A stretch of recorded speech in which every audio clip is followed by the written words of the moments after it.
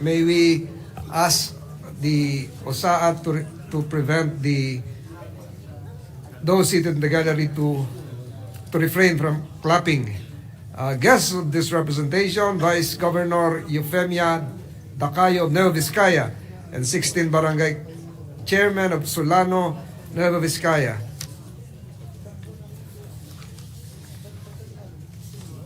We acknowledge guests, including the United Pasay, headed by Chairman Ryan Bernabe. We acknowledge the presence of our guests. Mr. To President. the aforementioned guests, welcome to your Senate Majority Floor Leader. Mr. President, I move that we dispense with the reading of the Journal of the 36th Session, Tuesday, December 10, 2024, and consider the same as approved.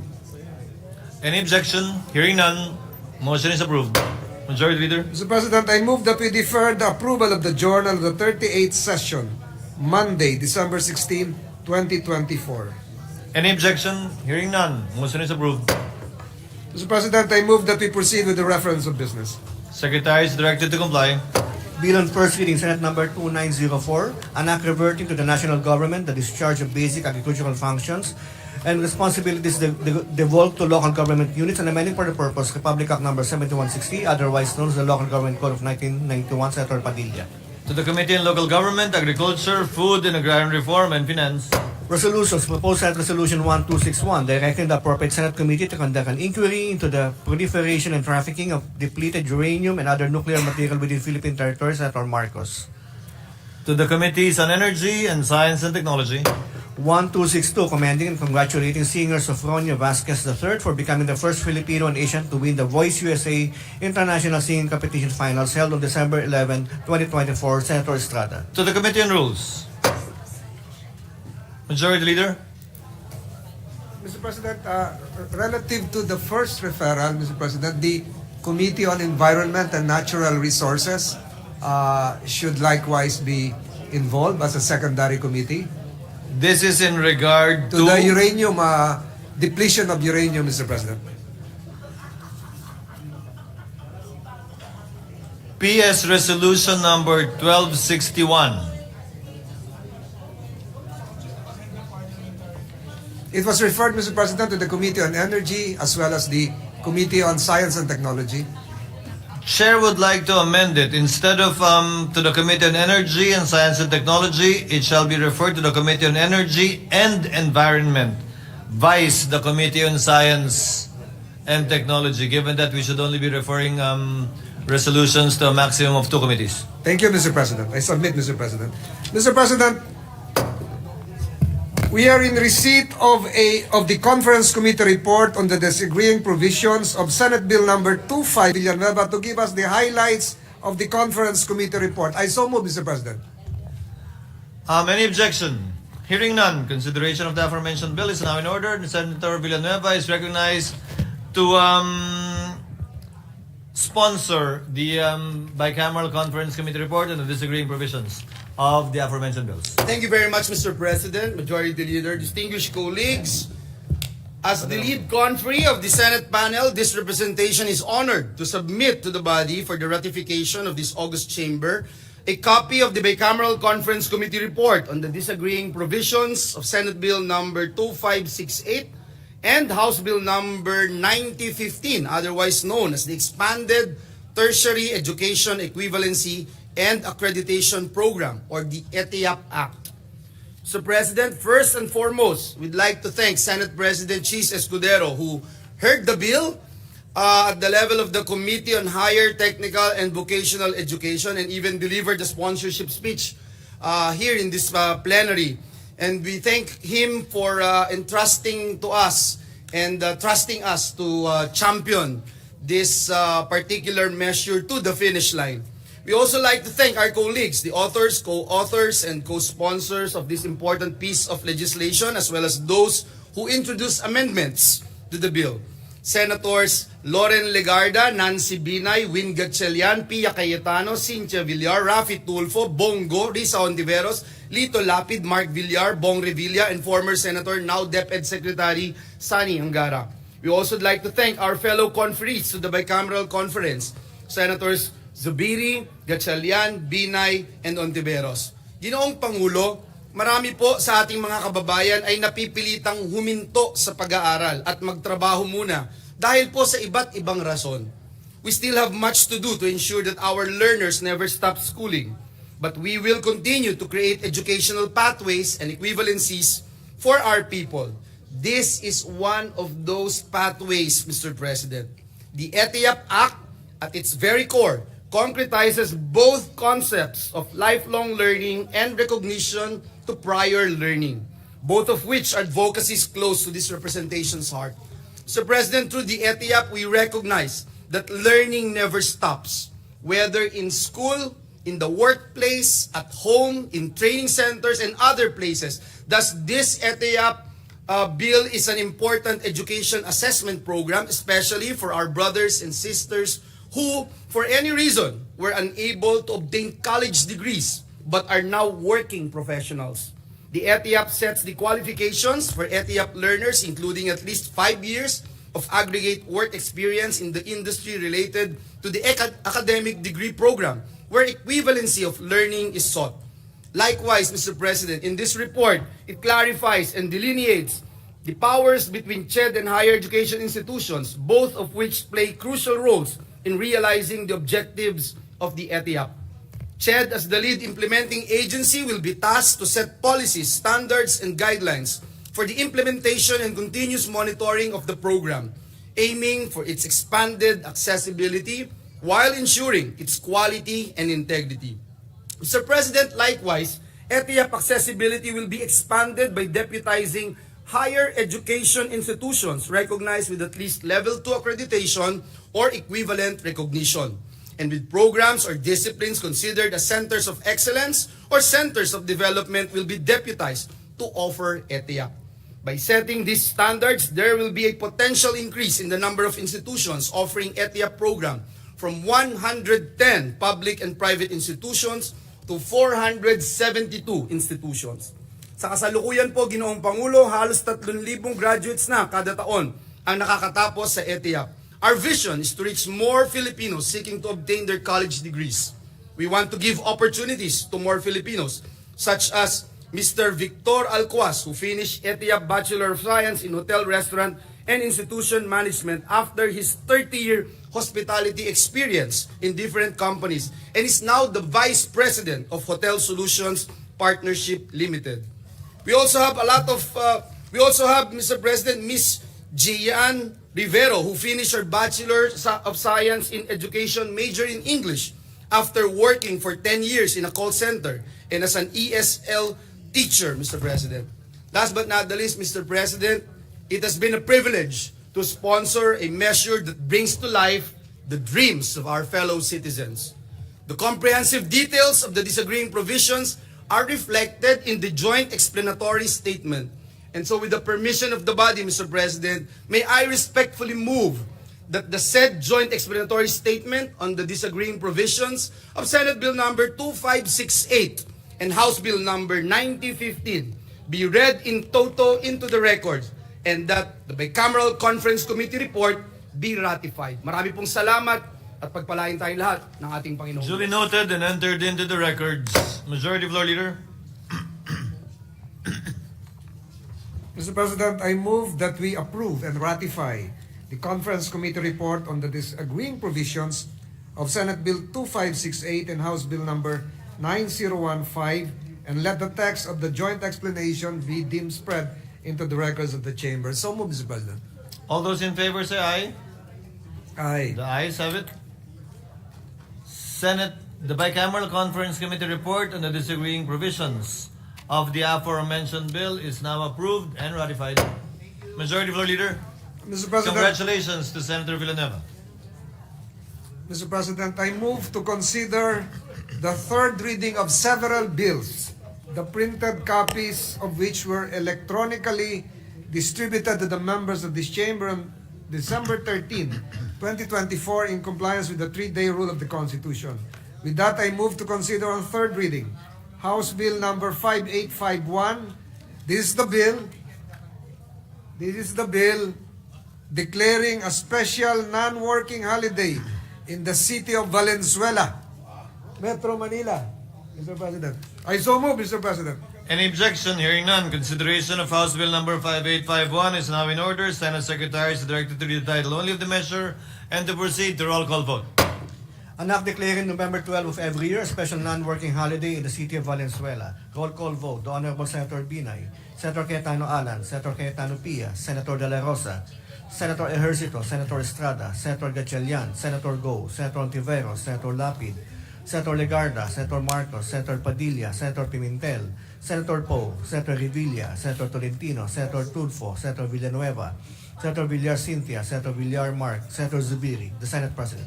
With 17 affirmative votes, 0 negative, 0 abstention, House Bill number 5851 is approved on third and final reading. Majority Leader. Mr. President, I move to consider on third reading House Bill number 7007. This is the bill declaring a special working holiday in the city of Isabela, province of Basilan. I so move, Mr. President. Any objection? Hearing none, consideration of House Bill number 7007 is now in order. Senate Secretary is directed to read the title only of the measure and to proceed to roll call vote. An act declaring July 8 of every year special working holiday in the city of Isabela, province of Basilan. Roll call vote. The Honorable Senators Binay, Cayetano Alan, Cayetano Pia, De La Rosa, Ejercito, Estrada, Gatchalian, Go, Ontiveros, Lapid, Legarda, Marcos, Padilla, Pimentel, Poe, Revilla, Tolentino, Yes. Tulfo, Villanueva, Villar Cynthia, Villar Mark, Zubiri, the Senate President. With 18 affirmative votes, 0 negative, 0 abstention, House Bill number 7007 is approved on third and final reading. Majority Floor Leader. Mr. President, I move to consider on third reading House Bill number 5828. This is the bill declaring a special working holiday in Santa Maria, Bulacan, Mr. President. I so move, Mr. President. Any objection? Hearing none, consideration of House Bill number 5828 is now in order. Senate Secretary is directed to read the title only of the measure and to proceed to roll call vote. An act declaring January 29 of every year special working holiday in the municipality of Santa Maria, province of Bulacan. Roll call vote. The Honorable Senators Binay, Cayetano Alan, Cayetano Pia, De La Rosa, Ejercito, Estrada, Gatchalian, Go, Ontiveros, Lapid, Legarda, Marcos, Padilla, Pimentel, Poe, Revilla, Tolentino, Yes. Tulfo, Villanueva, Villar Cynthia, Villar Mark, Zubiri, the Senate President. With 18 affirmative votes, 0 negative, 0 abstention, House Bill number 5828 is approved on third and final reading. Majority Leader. Mr. President, I move to consider on third reading House Bill number 5831. This is the bill declaring a special working holiday in the province of Quezon. So move, Mr. President. Any objection? Hearing none, motion is approved. Consideration of House Bill number 5831 is now in order. Senate Secretary is directed to read the title only of the measure and to proceed to roll call vote. An act declaring November 4 of every year special working holiday in the province of Quezon. Roll call vote. The Honorable Senators Binay, Cayetano Alan, Cayetano Pia, De La Rosa, Ejercito, Estrada, Gatchalian, Go, Ontiveros, Lapid, Legarda, Marcos, Padilla, Pimentel, Poe, Revilla, Tolentino, Tulfo, Yes. Villanueva, Villar Cynthia, Villar Mark, Zubiri, the Senate President. With 18 affirmative votes, 0 negative, 0 abstention, House Bill number 5831 is approved on third and final reading. Majority Leader. Mr. President, I move to consider on third reading House Bill number 5832. This is the bill declaring a special working holiday in Santa Cruz Occidental, Mindoro. I so move, Mr. President. Any objection? Hearing none, consideration of the aforementioned bill is now in order. Senate Secretary is directed to read the title only of the measure and to proceed to roll call vote. An act declaring September 14 of every year special working holiday in the municipality of Santa Cruz, province of Occidental Mindoro. Roll call vote. The Honorable Senators Binay, Cayetano Alan, Cayetano Pia, De La Rosa, Ejercito, Estrada, Gatchalian, Go, Ontiveros, Lapid, Legarda, Marcos, Padilla, Pimentel, Poe, Revilla, Tolentino, Yes. Tulfo, Villanueva, Villar Cynthia, Villar Mark, Zubiri, the Senate President. With 17 affirmative votes, 0 negative, 0 abstention, House Bill number 5832 is approved on third and final reading. Majority Leader. Mr. President, I move to consider on third reading House Bill number 5837. This is the bill declaring a special working holiday in the city of Puerto Princesa.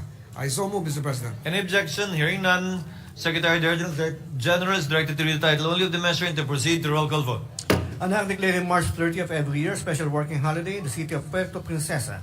Roll call vote. The Honorable Senators Binay, Cayetano Alan, Cayetano Pia, De La Rosa, Ejercito, Estrada, Gatchalian, Go, Ontiveros, Lapid, Legarda, Marcos, Padilla, Pimentel, Poe, Revilla, Tolentino, Yes. Tulfo, Villanueva, Villar Cynthia, Villar Mark, Zubiri, the Senate President. With 16 affirmative votes, 0 negative, 0 abstention, House Bill number 5837 is approved on third and final reading. Majority Leader. Mr. President, I move to consider on third reading House Bill number 5836. This is the bill declaring a special working holiday in Balayan, Batangas. So move, Mr. President. Any objection? Hearing none, Secretary General is directed to read the title only of the measure and to proceed to roll call vote. An act declaring June 24 of every year special working holiday in the municipality of Balayan, province of Batangas. Roll call vote. The Honorable Senators Binay, Cayetano Alan, Cayetano Pia, De La Rosa, Ejercito, Estrada, Gatchalian, Go, Ontiveros, Lapid, Legarda, Marcos, Padilla, Pimentel, Poe, Revilla, Tolentino, Yes. Ulfo, Villanueva, Villar Cynthia, Villar Mark, Zubiri, the Senate President. With 16 affirmative votes, 0 negative, 0 abstention, House Bill number 5836 is approved on third and final reading. Majority Leader. Mr. President, 1 minute suspension, Mr. President. Session is suspended.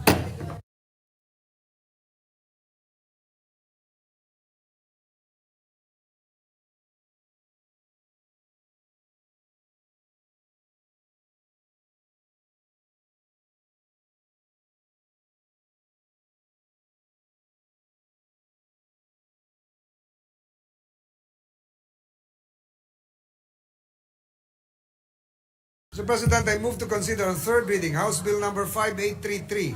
This is the bill declaring a special working holiday in Santa Maria, Bulacan. So move, Mr. President. Any objection? Hearing none, Secretary General is directed to read the title only of the measure and to proceed to roll call vote. Declaring November 22 of every year special working holiday in Santa Maria, Bulacan. Roll call vote. The Honorable Senators Binay, Cayetano Alan, Cayetano Pia, De La Rosa, Ejercito, Estrada, Gatchalian, Go, Ontiveros, Lapid, Legarda, Marcos, Padilla, Pimentel, Poe, Revilla, Tolentino, Tulfo, Villanueva, Villar Cynthia, Villar Mark, Zubiri, the Senate President. With 17 affirmative votes, 0 negative, 0 abstention, House Bill number 5833 is approved on third and final reading. Majority Leader. Mr. President, I move to consider on third reading House Bill number 5556. This is the bill declaring a special working holiday in Kawit, Cavite, Mr. President.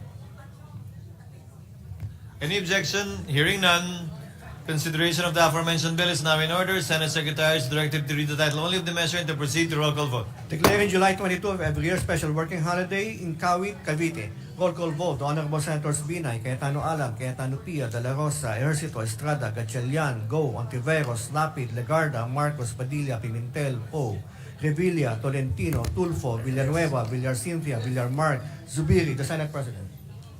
With 18 affirmative votes, 0 negative, 0 abstention, House Bill number 5556 is approved on third and final reading. Majority Leader. Mr. President, relative to House Bill 5556, this representation intends to submit an explanation of vote for insertion to the records. Duly noted and entered into the records. Mr. President, I move to consider on third reading House Bill number 5850, declaring a special working holiday in Quezon City. And so move, Mr. Any President. objection? Hearing none, Secretary General is directed to read the title only of the measure and to proceed to roll call vote. Declaring January 6 of every year special working holiday in Quezon City. Roll call vote. The Honorable Senators Binay, Cayetano Alan, Cayetano Pia, De La Rosa, Ejercito, Estrada, Gatchalian, Go, Ontiveros, Lapid, Legarda, Marcos, Padilla, Pimentel, Poe, Revilla, Tolentino, Tulfo, Yes. Villanueva, Villar Cynthia, Villar Mark, Zubiri, the Senate President. With 19 affirmative votes, 0 negative, 0 abstention, House Bill number 5850 is approved on third and final reading. Majority Leader. Mr. President, I move to consider 5841. This is a bill declaring a special working holiday in Mendez Nunez, Cavite. And so move, Mr. President. Any objection? Hearing none, Secretary General is directed to comply.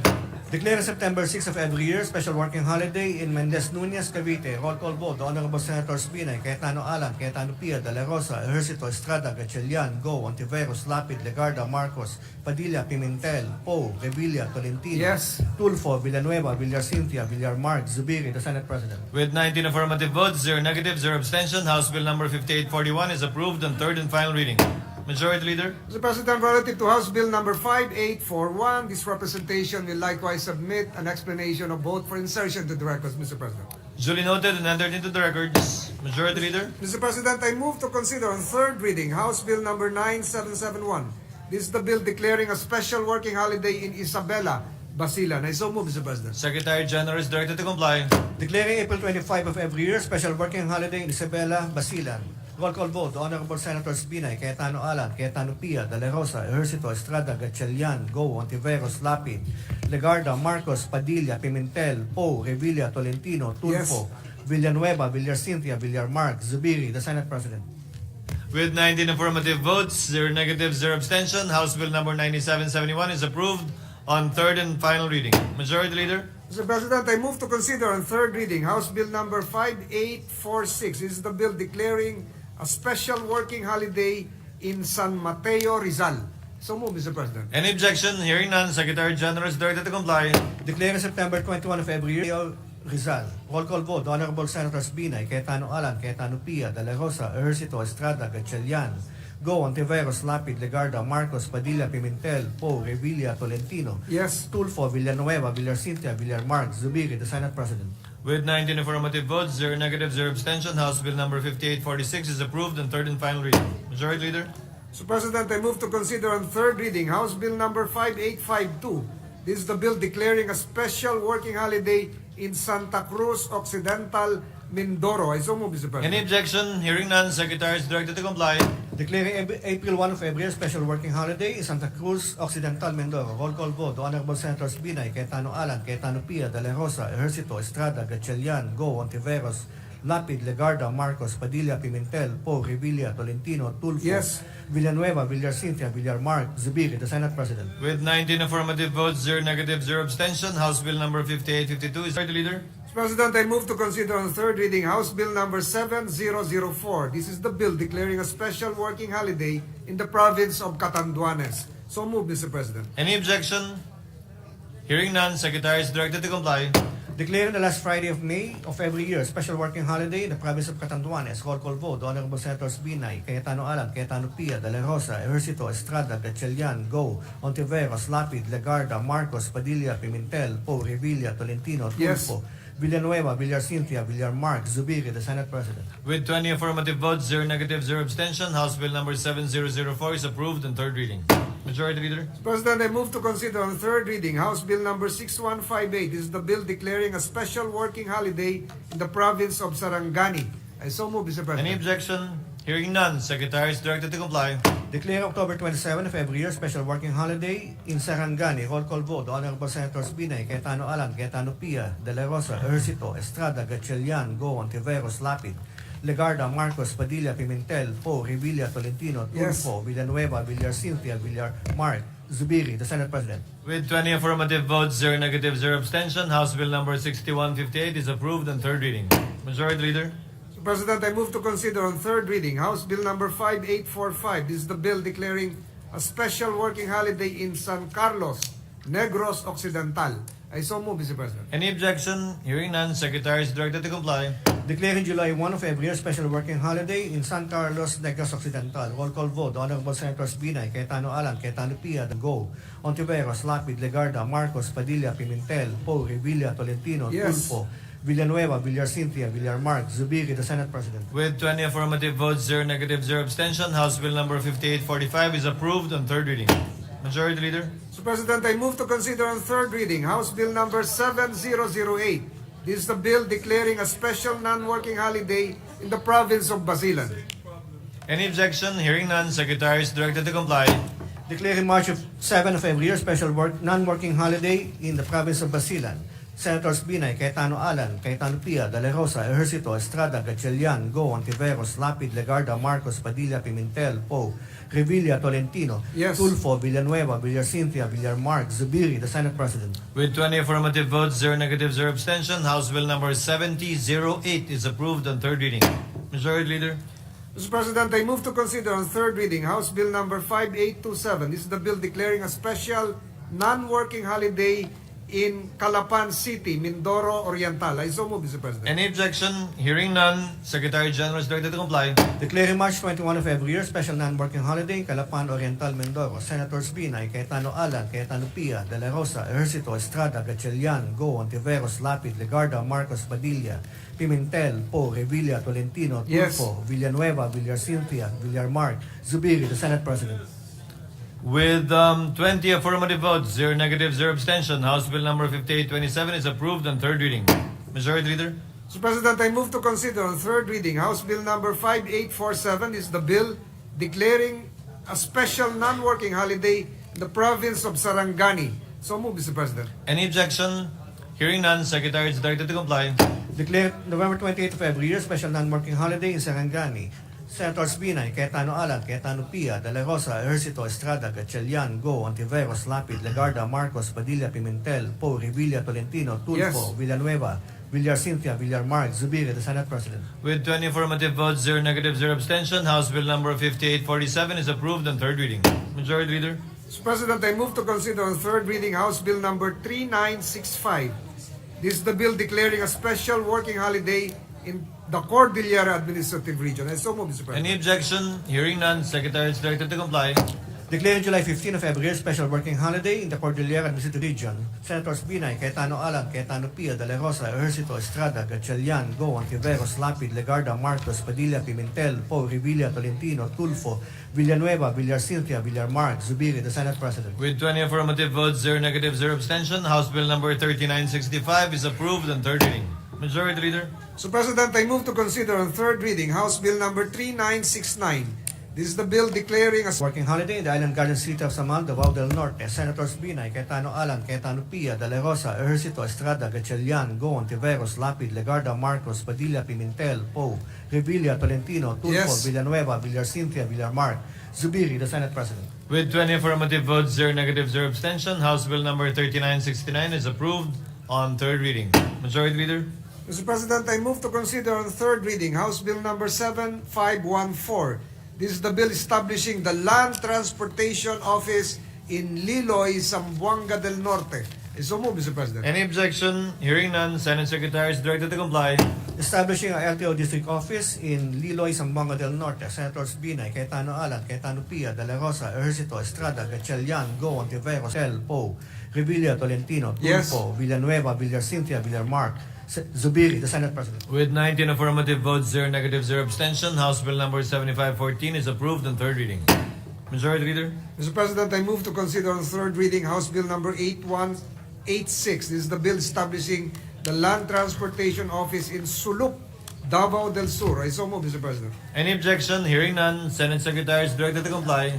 LTO district office in Sulup, Davao del Sur. Senators Binay, Cayetano Alan, Cayetano Pia, De La Rosa, Ejercito, Estrada, Gatchalian, Go, Ontiveros, Lapid, Legarda, Marcos, Padilla, Pimentel, Po, Revilla, Tolentino, Yes. Tulfo, Villanueva, Villar Cynthia, Villar Mark, Zubiri, the Senate President. With 19 affirmative votes, 0 negative, 0 abstention, House Bill number 8186 is approved on third reading. Majority Leader? Mr. President, I move to consider on third reading House Bill number 8279. This is the bill establishing the Land Transportation Office in Cordova, Cebu. I so move, Mr. President. Any objection? Hearing none, Senate Secretary is directed to comply. LTO District Office, Cordova, Province of Cebu. Senators Binay, Cayetano Alan, Cayetano Pia, De La Rosa, Ejercito, Estrada, Gatchalian, Go, Ontiveros, Lapid, Legarda, Marcos, Padilla, Pimentel, Po, Revilla, Tolentino, Yes. Tulfo, Villanueva, Villar Cynthia, Villar Mark, Zubiri, the Senate President. With 19 affirmative votes, 0 negative, 0 abstention, House Bill number 8279 is approved on third reading. Majority Leader? Mr. President, I move to consider on third reading House Bill number 8280. This is the bill establishing the Land Transportation Office in Consolacion, Cebu. I so move, Mr. Any President. objection? Hearing none, Secretary is directed to comply. Poblacion, Cebu. Senators Binay, Cayetano Alan, Cayetano Pia, De La Rosa, Ejercito, Estrada, Gatchalian, Go, Ontiveros, Lapid, Legarda, Marcos, Padilla, Pimentel, Po, Revilla, Tolentino, Tulfo, Villanueva, Villar Cynthia, Villar Marx, Zubiri, the Senate President. With 19 affirmative votes, 0 negative, 0 abstention, House Bill number 8280 is approved on third reading. Majority Leader? Mr. President, I move to consider on third reading House Bill number 9468. This is the bill establishing the Land Transportation Office in Pandan, Antique. So move, Mr. President. Any objection? Hearing none, Secretary is directed to comply. LTO District Office, Pandan, Antique. Senators Binay, Cayetano Alan, Cayetano Pia, De La Rosa, Ejercito, Estrada, Gatchalian, Goon, Tiveros, Lapid, Legarda, Marcos, Padilla, Pimentel, Poe, Revilla, Tolentino, Tulfo, Villanueva, Villar Cynthia, Villar Mark, Zubiri, the Senate President. With 19 affirmative votes, 0 negative, 0 abstention, House Bill number 9468 is approved on third reading. Majority Leader. Mr. President, I move to consider on third reading House Bill number 10835. This is the bill establishing the Land Transportation Office in Maayon, Capiz. So move, Mr. President. Any objection? Hearing none, Secretary is directed to comply. LTO Regular District Office in Maayon, Capiz. Senators Binay, Cayetano Alan, Cayetano Pia, De La Rosa, Ejercito, Estrada, Gatchalian, Goon, Tiveros, Lapid, Legarda, Marcos, Padilla, Pimentel, Poe, Revilla, Tolentino, Yes. Tulfo, Villanueva, Villar Cynthia, Villar Mark, Zubiri, the Senate President. With 19 affirmative votes, 0 negative, 0 abstention, House Bill number 10835 is approved on third reading. Majority Leader. Mr. President, I move to consider on third reading House Bill number 3401. This is the bill establishing the Land Transportation Office in Pototan, Iloilo. I so move, Mr. President. Any objection? Hearing none, Secretary is directed to comply. LTO District Office, Pototan, Iloilo. Senators Binay, Cayetano Alan, Cayetano Pia, De La Rosa, Ejercito, Estrada, Gatchalian, Goon, Tiveros, Lapid, Legarda, Marcos, Padilla, Pimentel, Poe, Revilla, Tolentino, Tulfo, Villanueva, Villar Cynthia, Villar Mark, Zubiri, the Senate President. With 19 affirmative votes, 0 negative, 0 abstention, House Bill number 3401 is approved on third reading. Majority Leader. Mr. President, I move to consider on third reading House Bill number 4275. This is the bill establishing the Land Transportation Office in Nabua, Camarines Sur. So move, Mr. President. Any objection? Hearing none, Secretary is directed to comply.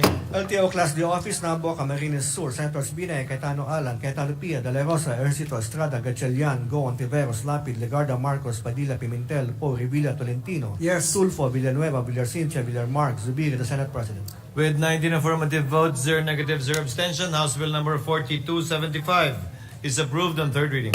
Majority Leader. Mr. President, I move to consider on third reading House Bill number 5659. This is the bill converting the Land Transportation Extension Office in San Miguel, Iloilo into a regular district office. So move, Mr. President. Any objection? Hearing none, Secretary is directed to comply.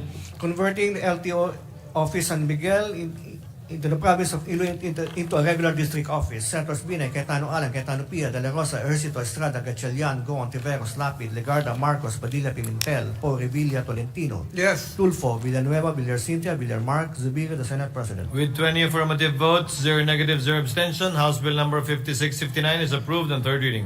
Majority Leader. Mr. President, I move to consider on third reading House Bill number 6556. This is the bill establishing the Land Transportation Office in San Dionisio, Iloilo. So move, Mr. President. Any objection? Hearing none, Secretary is directed to comply. LTO District Office, San Dionisio, Iloilo. Senators Binay, Cayetano Alan, Cayetano Pia, De La Rosa, Ejercito, Estrada, Gatchalian, Goon, Tiveros, Lapid, Legarda, Marcos, Padilla, Pimentel, Poe, Revilla, Tolentino, Tulfo, Villanueva, Villar Cynthia, Villar Mark, Zubiri, the Senate President. With 20 affirmative votes, 0 negative, 0 abstention, House Bill number 6556 is approved on third reading. Majority Leader. Mr. President, I move to consider on third reading House Bill number 8283. This is the bill establishing the Land Transportation Office in Padre Garcia, Batangas. So move, Mr. President. Any objection? Hearing none, Secretary General is directed to comply. LTO District Office, Padre Garcia, Batangas. Senators Binay, Cayetano Alan, Cayetano Pia, De La Rosa, Ejercito, Estrada, Gatchalian, Goon, Tiveros, Lapid, Legarda, Marcos, Padilla, Pimentel, Poe, Revilla, Tolentino, Tulfo, Villanueva, Villar Cynthia, Villar Mark, Zubiri, the Senate President. With 20 affirmative votes, 0 negative, 0 abstention, House Bill number 8283 is approved on third reading. Majority Leader. Mr. President, I move to consider on third reading House Bill number 9651. This is the bill converting the Land Transportation Extension Office in Pili, Camarines Sur into a regular district office. So move, Mr. President. Any objection?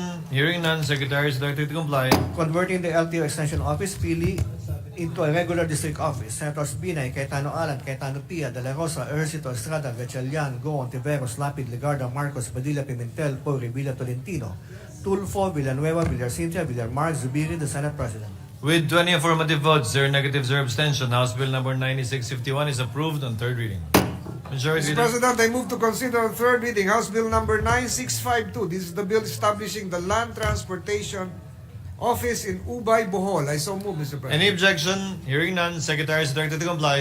LTO District Office, Ubay Bohol, Senators Binay, Cayetano Alan, Cayetano Pia, De La Rosa, Ejercito, Estrada, Gatchalian, Goon, Tiveros, Lapid, Legarda, Marcos, Padilla, Pimentel, Paul Revilla, Tolentino, Tulfo, Yes. Villanueva, Villacintia, Villarmark, Zubiri, the Senate President. With 20 affirmative votes, 0 negative, 0 abstention, House Bill number 9652 is approved on third reading. Mr. Majority President, Leader. I move to consider on third reading House Bill number 9654, the bill establishing the Land Transportation Office in Calamansig, Sultan Kudarat. I so move, Mr. President. Any objection? Hearing none, Secretary is directed to comply. LTO District Office, Calamansig, Sultan Coderat, Senators Binay, Cayetano Alan, Cayetano Pia, De La Rosa, Ejercito, Estrada, Gatchalian, Goon, Tiveros, Lapid, Legarda, Marcos, Padilla, Pimentel, Paul Revilla, Tolentino, Tulfo, Villanueva, Villacintia, Villarmark, Zubiri, the Senate President. With 20 affirmative votes, 0 negative, 0 abstention, House Bill number 9654 is approved on third reading. Majority Leader. Mr. President, I move to consider on third reading House Bill number 9664, the bill establishing the Land Transportation Office in Ilog Negros Occidental. I so move, Mr. President. Any objection? Hearing none, Secretary is directed to comply. LTO District Office, Ilog, Negros Occidental, Senators Binay, Cayetano Alan, Cayetano Pia, De La Rosa, Ejercito, Estrada, Gatchalian, Goon, Tiveros, Lapid, Legarda, Marcos, Padilla, Pimentel, Paul Revilla, Tolentino, Tulfo, Yes. Villanueva, Villacintia, Villarmark, Zubiri, the Senate President. With 20 affirmative votes, 0 negative, 0 abstention, House Bill number 9664 is approved on third reading. Majority Leader. Mr. President, I move to consider on third reading House Bill number 5731. This is the bill converting the Land Transportation Extension Office in Dolores, Eastern Samar into a regular district office. I so move, Mr. President. Any objection? Hearing none, Secretary is directed to comply. Converting LTO Extension Office, Dolores Eastern Samar, to a regular district office, Senators Binay, Cayetano Alan, Cayetano Pia, De La Rosa, Ejercito, Estrada, Gatchalian, Goon, Tiveros, Lapid, Legarda, Marcos, Padilla, Pimentel, Paul Revilla, Tolentino, Tulfo, Villanueva, Villacintia, Villarmark, Zubiri, the Senate President. With 20 affirmative votes, 0 negative, 0 abstention, House Bill number 5731 is approved on third reading. Majority Leader. Mr. President, I move to consider on third reading House Bill number 10779, the bill converting the Land Transportation Office in San Pascual, Batangas into a regular district office. So move, Mr. President. Any objection? Hearing none, Secretary is directed to comply. Converting LTO Extension Office at San Pascual, Batangas into a regular district office, Senators Binay, Cayetano Alan, Cayetano Pia, De La Rosa, Ejercito, Estrada, Gatchalian, Goon, Tiveros, Lapid, Legarda, Marcos, Padilla, Pimentel, Paul Revilla, Tolentino, Tulfo, Villanueva, Villacintia, Villarmark, Zubiri, the Senate President. With 20 affirmative votes, 0 negative, 0 abstention, House Bill number 10779 is approved on third reading. Majority Leader. Mr. President, I move to consider on third reading House Bill number 5911, the bill converting the Land Transportation Office in Sindangan, Zamboanga del Norte into a regular district office. Any objection? Hearing none, Secretary is directed to comply. Converting the LTO Extension Office in Sindangan, Zamboanga del Norte into a regular district office, Senators Binay, Cayetano Alan, Cayetano Pia, De La Rosa, Ejercito, Estrada, Gatchalian, Goon, Tiveros, Lapid, Legarda, Marcos, Padilla, Pimentel, Paul Revilla, Tolentino, Tulfo, Villanueva, Villacintia, Villarmark, Zubiri, the Senate President. With 20 affirmative votes, 0 negative, 0 abstention, House Bill number 5911 is approved on third reading. Majority Leader for the last two bills. Yes, Mr. President. I move to consider on third reading House Bill number 8152, the bill converting the Land Transportation Extension Office in Las Piñas City, Metro Manila, into a regular licensing center. I so move, Mr. President. Any objection? Hearing none, Secretary is directed to comply. Converting the LTO Las Piñas Licensing Extension Office into a regular licensing center, Senators Binay, Cayetano Alan, Cayetano Pia, De La Rosa, Ejercito, Estrada, Gatchalian, Goon, Tiveros, Lapid, Legarda, Marcos, Padilla, Pimentel, Paul Revilla, Tolentino, Yes. Tulfo, Villanueva, Villacintia, Villarmark, Zubiri, the Senate President. With 20 affirmative votes, 0 negative, 0 abstention, House Bill number 8152 is approved on third reading. Mr. President, I move to consider on third reading House Bill number 8281, the bill establishing the Land Transportation Office in Gataran, Province of Cagayan. I so move, Mr. President. Any objection? Hearing none, Secretary is directed to comply. Converting the LTO Extension Office in Cataran, Cagayan into a regular district office, Senators Binay, Cayetano Alan, Cayetano Pia, De La Rosa, Ejercito, Estrada, Gatchalian, Goon, Tiveros, Lapid, Legarda, Marcos, Padilla, Pimentel, Paul Revilla, Tolentino, Tulfo, Yes. Villanueva, Villacintia, Villarmark, Zubiri, the Senate President. With 20 affirmative votes, 0 negative, 0 abstention, House Bill number 8281 is approved on third reading. Majority Floor Leader. 1 minute suspension, Mr. President. Session is suspended.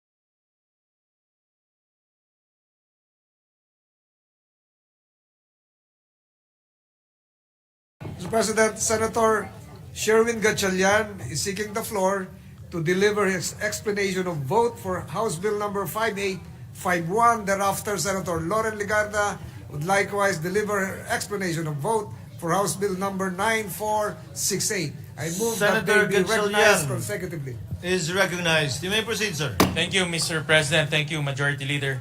Mr. President, distinguished colleagues, a pleasant day to you all. I rise today to proudly cast my yes vote for House Bill number 5851, which seeks to declare November 12 as a regular non-working holiday in the city of Valenzuela in commemoration of its founding anniversary. I extend my gratitude to Senator J.V. Arcito for sponsoring this measure and to my colleagues for their support. This bill is more than just a declaration of a holiday. It is a profound recognition of Valenzuela's rich history, remarkable progress, and resilient people. Bilang isang Valenzuelano, ang panukalang ito ay napakalapit sa aking puso. Ang araw ng pagkakatatag ng Valenzuela ay mahalagang bahagi ng kasaysayan namin, isang araw na nagbigay daan sa pag-usbong ng isang dating tahimik na bayan na ngayon ay tinitingala bilang lungsod na nagsisilbing modelo ng inobasyon. Mr. President, declaring this holiday will give Valenzuelanos the opportunity to reflect on their shared identity, celebrate their city's achievement, and honor the generations who built its foundation. It will also inspire us to continue working together for a brighter and a more prosperous Valenzuela. With this, I proudly vote yes to this measure. Let us continue to honor Valenzuela's legacy and look forward to a future filled with even greater accomplishments. Thank you, Mr. President, esteemed colleagues. Noted and entered into the records. As earlier manifested by the Majority Leader, Chair would like to acknowledge and recognize Senator Lauren Legarda to deliver her explanation of vote in regard to a House bill we approved on third reading earlier. You may proceed, ma'am. Yes, thank you, Mr. President. I'd like to co-sponsor the LTO in Antique bill, which is through this manifestation. And I'd like to state, Mr. President, that as we all know, good public service is defined by accessibility, efficiency, transparency, and convenience. And with this in mind, I cast my affirmative vote in support of House Bill 9468, which aims to establish a district branch of the Land Transportation Office in Pandan, Antique. Currently, may Kasimanwa in Pandan, Antique, and the neighboring municipalities are forced to travel up to 149 kilometers just to complete basic transactions at the LTO San Jose de Buenavista office. Such a journey is not only inconvenient, it risks becoming a denial of service for those who cannot afford the time or resources to make this trip. By establishing a district branch of the LTO in Pandan, my hometown, this measure will bring essential services closer to the people, such as vehicle registration, license renewals, and other permits, saving them both the time and money. It will ease congestion at the San Jose office, creating a more even distribution of services throughout the province. This bill is rooted in fairness and public convenience, core principles of public service that we have long overlooked. And needless to say, every Filipino, no matter where they live, are entitled to equal access to public services. For these reasons, I cast my vote in favor of House Bill 9468, a measure that will bring accessible and convenient services to our Kasimanwa in Antique. And I say this as a former representative of the Lone District of Antique. Thank you, Mr. President. Thank you very much, ma'am. Duly noted and entered into the records. What is the pleasure of the Honorable Villanueva? Mr. President, just would like to put into the records that my explanation of votes be inserted into the records, especially for Bulacan areas, Mr. President. Thank you, Mr. President. Noted and entered into the records accordingly. Majority Leader. Mr. President, Senator Bongo would like to insert in the records his explanation of vote for House Bill number 3969 relative to the special working holiday in the Island Garden City of Samar. Noted and entered into the records. Majority Leader. Mr. President, I move that we resume consideration of House Senate Bill number 2825 under committee report number 322. This is the bill on the PhilBox Modernization Act. I so move, Mr. President. Any objection? Hearing none, motion is approved. Majority Leader. The parliamentary status is that having closed the period of interpellation and there being no committee amendment, I move to open the period of individual amendments and recognize the sponsor, Senator Alan Peter Cayetano, to propose individual amendments. Any objection? Hearing none, the sponsor of the measure is recognized to propound individual amendments.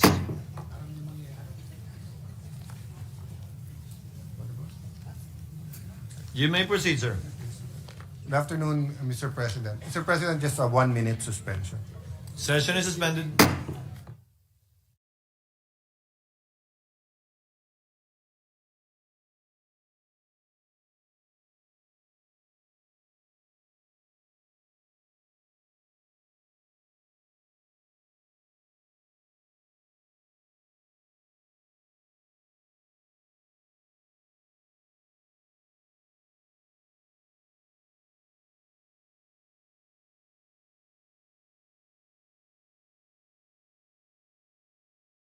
Thank you, Mr. President. Mr. President, may I just acknowledge the presence of the Director of PhilVox, Director Teresito C. Bacolcol. He was actually here on December 9 when Canloan volcano was erupting, and he was on his cell phone talking to everyone who had to get in touch with him, and even showing me the video where the alert level raised from 2 to 3, meaning magmatic unrest. So if that isn't a sign that every time we take care of, every time we schedule PhilBox, medyo may sign, no?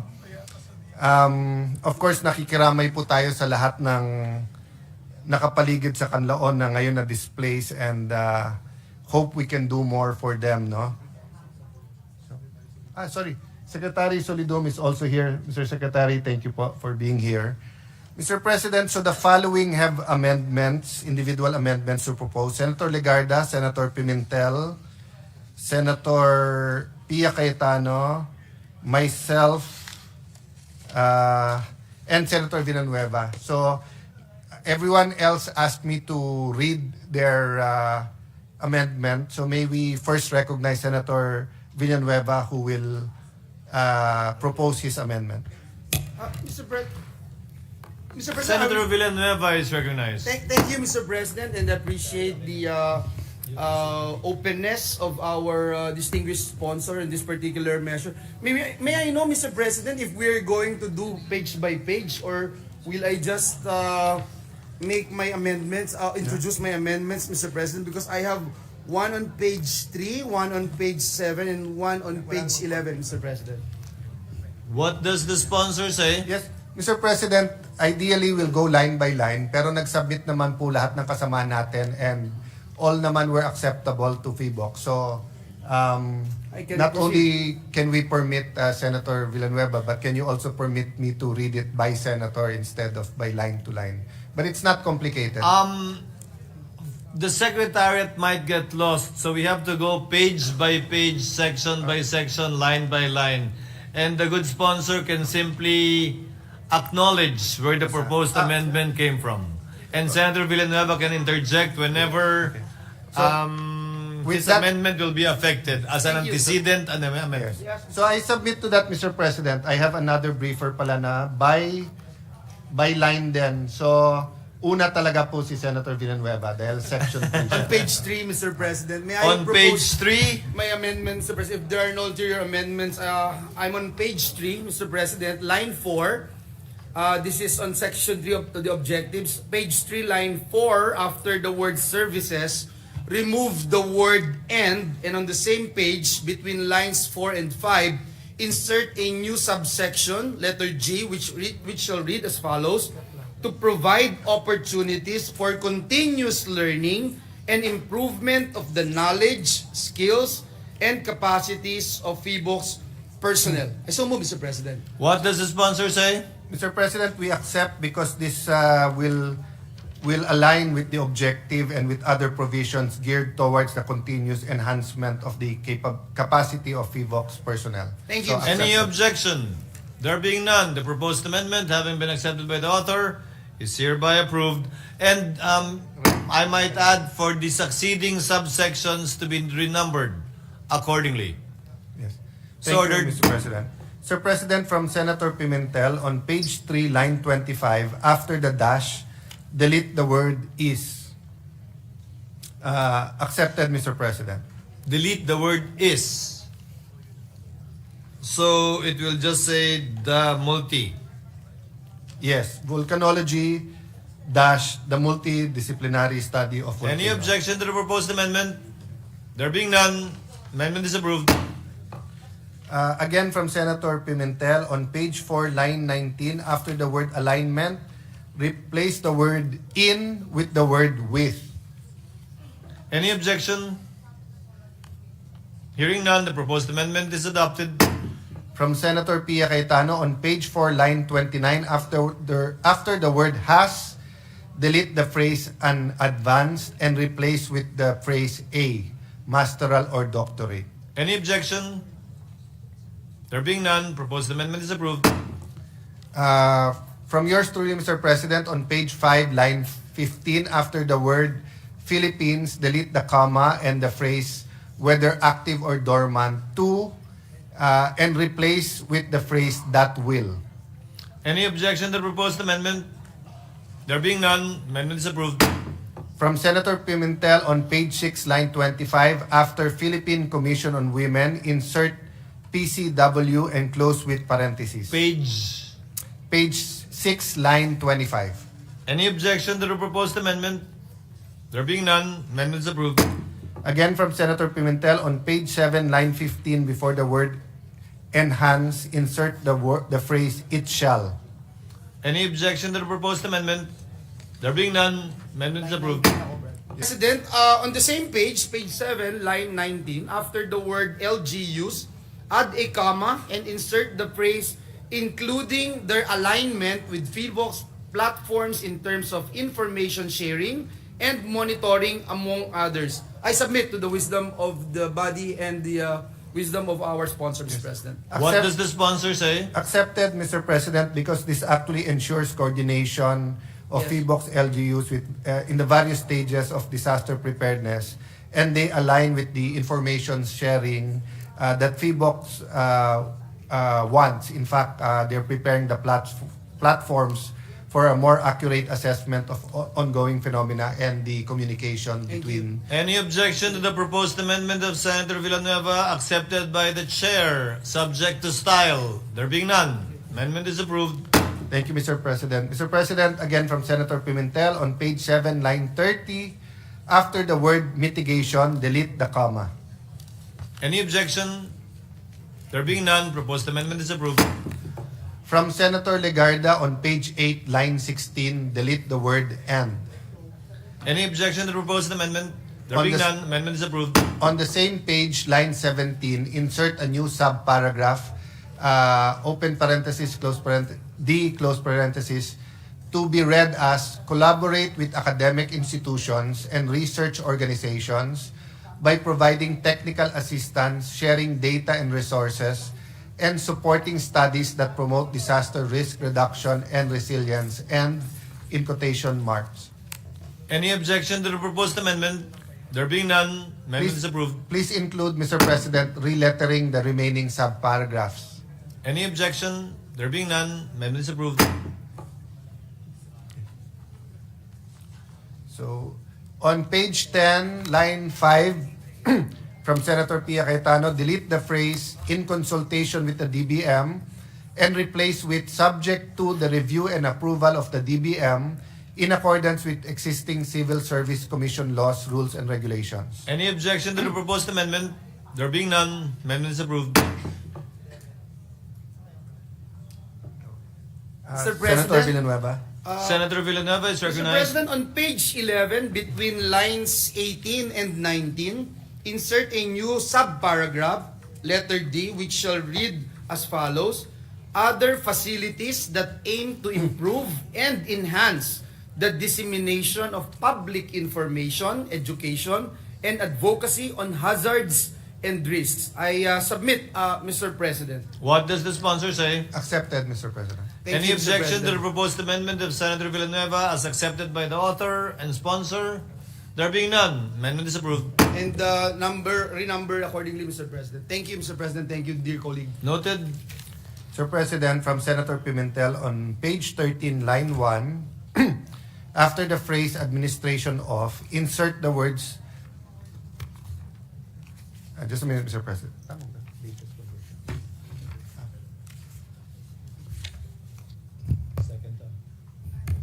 Okay. Insert the words, the phrase, the Bases Conversion and Development Authority, and thereafter enclose the BCDA within parentheses. Any objection to the proposed amendment? There being none, amendment is approved.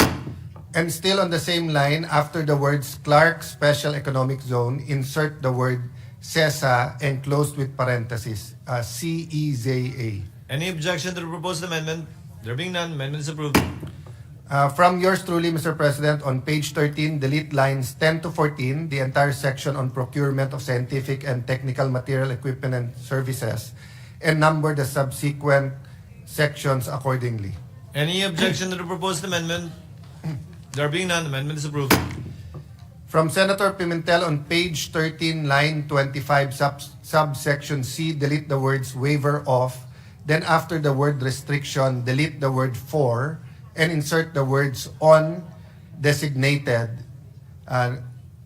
Next, on line 26, after the word equipment, add a comma, and insert the phrase as identified, and thereafter delete the phrase that may be indicated, and lastly, after the word FIVOX, add a comma, and thereafter the phrase may be waived. Any objection to the proposed amendment? There being none, amendment is approved. For clarity, distinguished sponsor, can you now read how the section, can you now recite how the section will read? May I continue for two more amendments, then we'll read the whole section. Okay. On the same section. On the same section. The gentleman may proceed. On the same page, line 27, section D, after the word clearance, insert the word for imported equipment shall be granted. Any objection to the proposed amendment? There being none, amendment is approved. And on page 14, line 1, subsection E, delete the words immediate release of, then after the word equipment, insert the words required during, then delete the phrase where there is, and lastly, after the word eruption, add the phrase shall be immediately released. Any objection to the proposed amendment? There being none, amendment is approved. So, Mr. President, Section 19 shall be read this way. Section 19, simplification of documentation requirement. Letter C, economic prohibition and restrictions on designated categories of special... just a minute, Mr. President. Yung red, as is na? Read it as is na? Oh, yung red kasama. Okay. So, Mr. President, letter C, economic prohibitions and restrictions on designated categories of special goods and equipment, comma, as identified by the FIVOX, comma, may be waived. Letter D, clearance from imported equipment shall be granted without regard to the country of origin or the country from which the goods have arrived, subject to monitoring for reasons of public health and security. And letter E, urgent and necessary monitoring equipment required during an ongoing volcanic eruption shall be immediately released. So there. Session is suspended for a minute.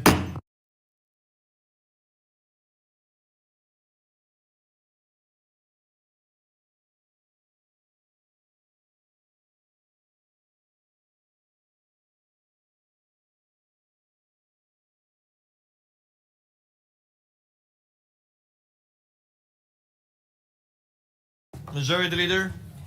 Mr. President, after conferring with Minority Leader with no other individual amendment, I move to close the period of individual amendments. Any objection? Hearing none. Period of individual amendments is now closed. Majority Leader. Sir President, considering the importance of this Senator bill Cayetano is recognized. and the urgency, may I ask the Majority Leader if it's his pleasure to proceed to submit this bill on second reading to our colleagues. Majority Leader? Mr. President, I move to approve on second reading House Bill number 2825. I so move, Mr. President. Any objection? Hearing none, motion is approved. Congratulations, Senator Cayetano. Thank you to all the Majority authors Leader. and congratulations, BOST, FIVOX. Thank you for your patience. Mr. President, I move to suspend consideration of Senate Bill number 2825. So move, Mr. President. Any objection to the motion? Hearing none, the aforementioned bill is now suspended. Thank you to our technical team from VIVOX as well. Majority Leader, President, I seek a 1-minute suspension. session is suspended.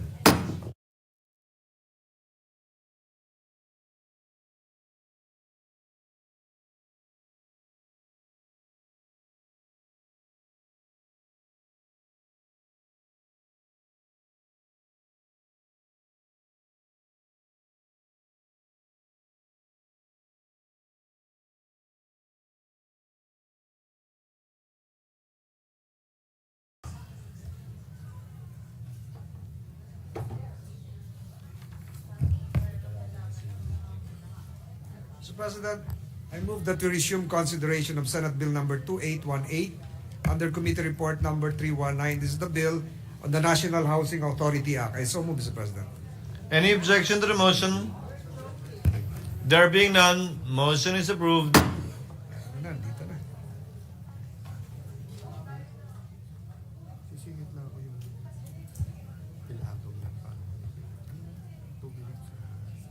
The distinguished sponsor of the measure, Senator Marcos, is recognized to receive questions from our distinguished minority floor leader, the Honorable Senator Pimentel. The lady and the gentleman both have the floor. And for the information of the sponsor as well as the minority leader, after this, we will proceed directly with the barangay without changing the characters who have the floor as well. Just for your information. The gentleman from Marikina, the Honorable Minority Floor Leader, is recognized and may proceed with his interjections. Thank you very Thank much, Mr. President, Minority Leader. We will do our best to answer your queries. With the permission of our sponsor, the title of the bill is an act strengthening the National Housing Authority by extending its corporate term and rationalizing its powers, repealing Presidential Decree number 757 series of 1975 as amended and for other purposes. Is this the title of our working draft, Mr. President? Yes, that is correct.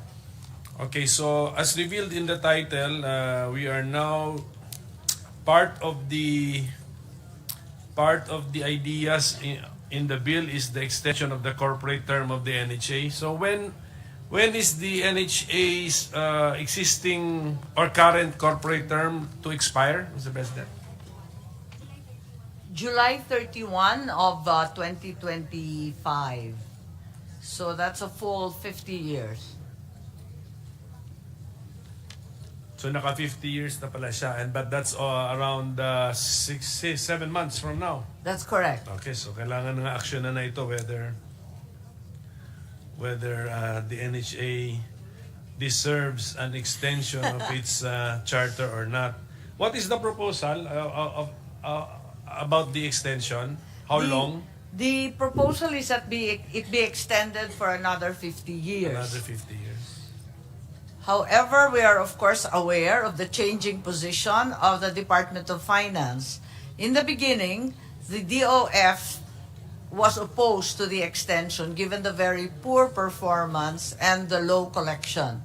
However, I am in receipt today of a new position paper supporting the extension of the corporate life of NHA. So before to support the Department of Finance's original position, what reasons were given by the DOF? Yes, the DOF explained that in fact First one.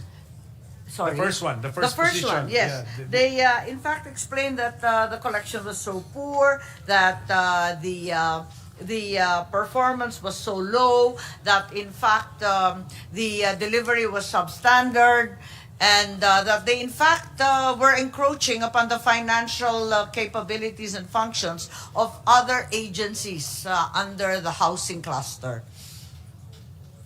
So they indicated that there should be, in fact, a reorganization, and that the 5 other agencies that are involved in financing should be rationalized as well, given that they seem to be encroaching upon each other's territory.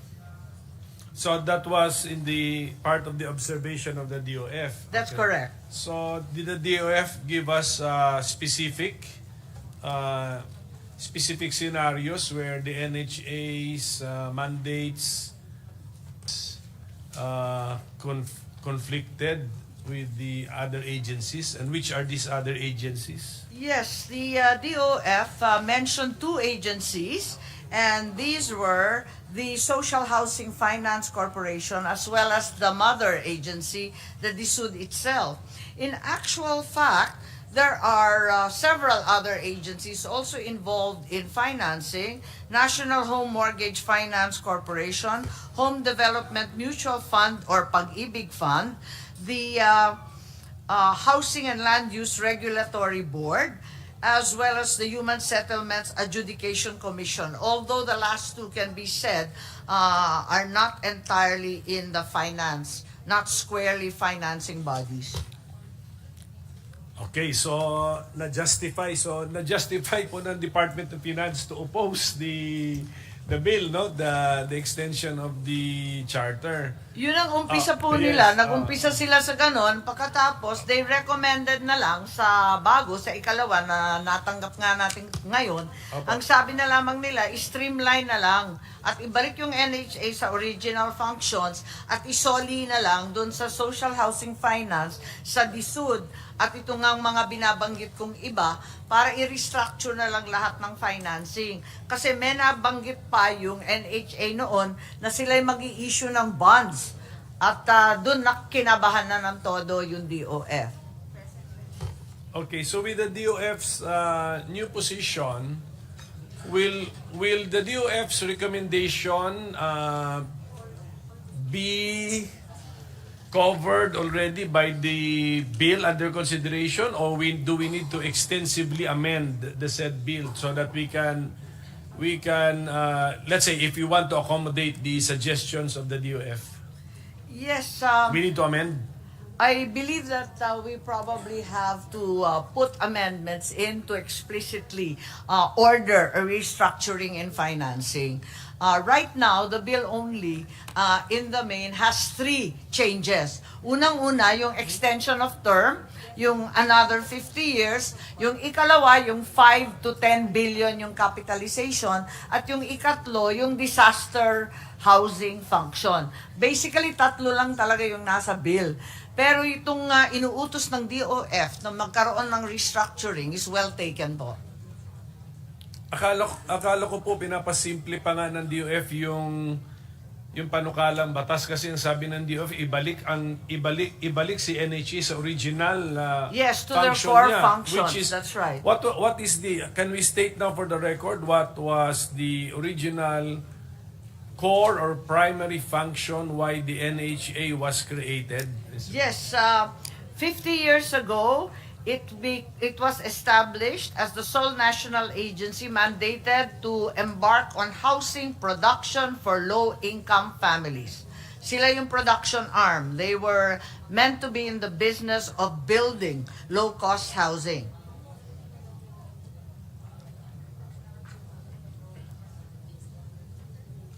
So housing production for the poor. Yes, that's correct. Yes, yun po. Okay, so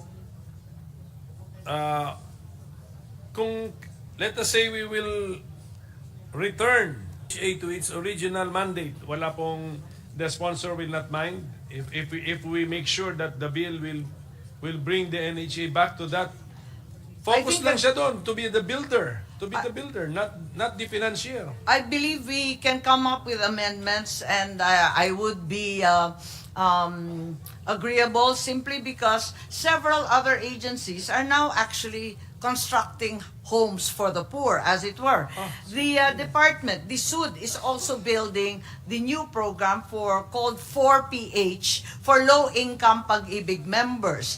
It's also very clear that EO 138 issued in 2021, although allegedly withdrawn, is being executed with partnerships with the LGUs, so that the LGUs, in many cases, are also building on their own low-cost housing for their own residents. So I believe Siguro, ayan. restoring NHA to its core function would really be useful as well.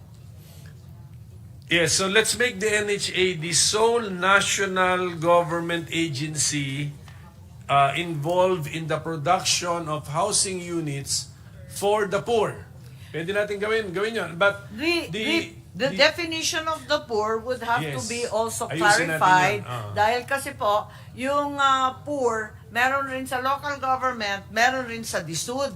Ang sinasabi, yung NHA dapat tutukan lang yung lowest 30% income decile, in many cases, not even Pag-ibig members. Sila yung target beneficiaries. In order that we differentiate from DSUD, which are all Pag-ibig members, kahit low income. okay, so at least, okay, so even if, okay, sa pagdating naman sa LGU, they are not national. Yun yun. So, Tama. si NHA is the national Parang government nakikipartner agency. lang sila sa We do not NHA. mind kung si LGU Tama. may sariling initiative for the poor, the lowest 30%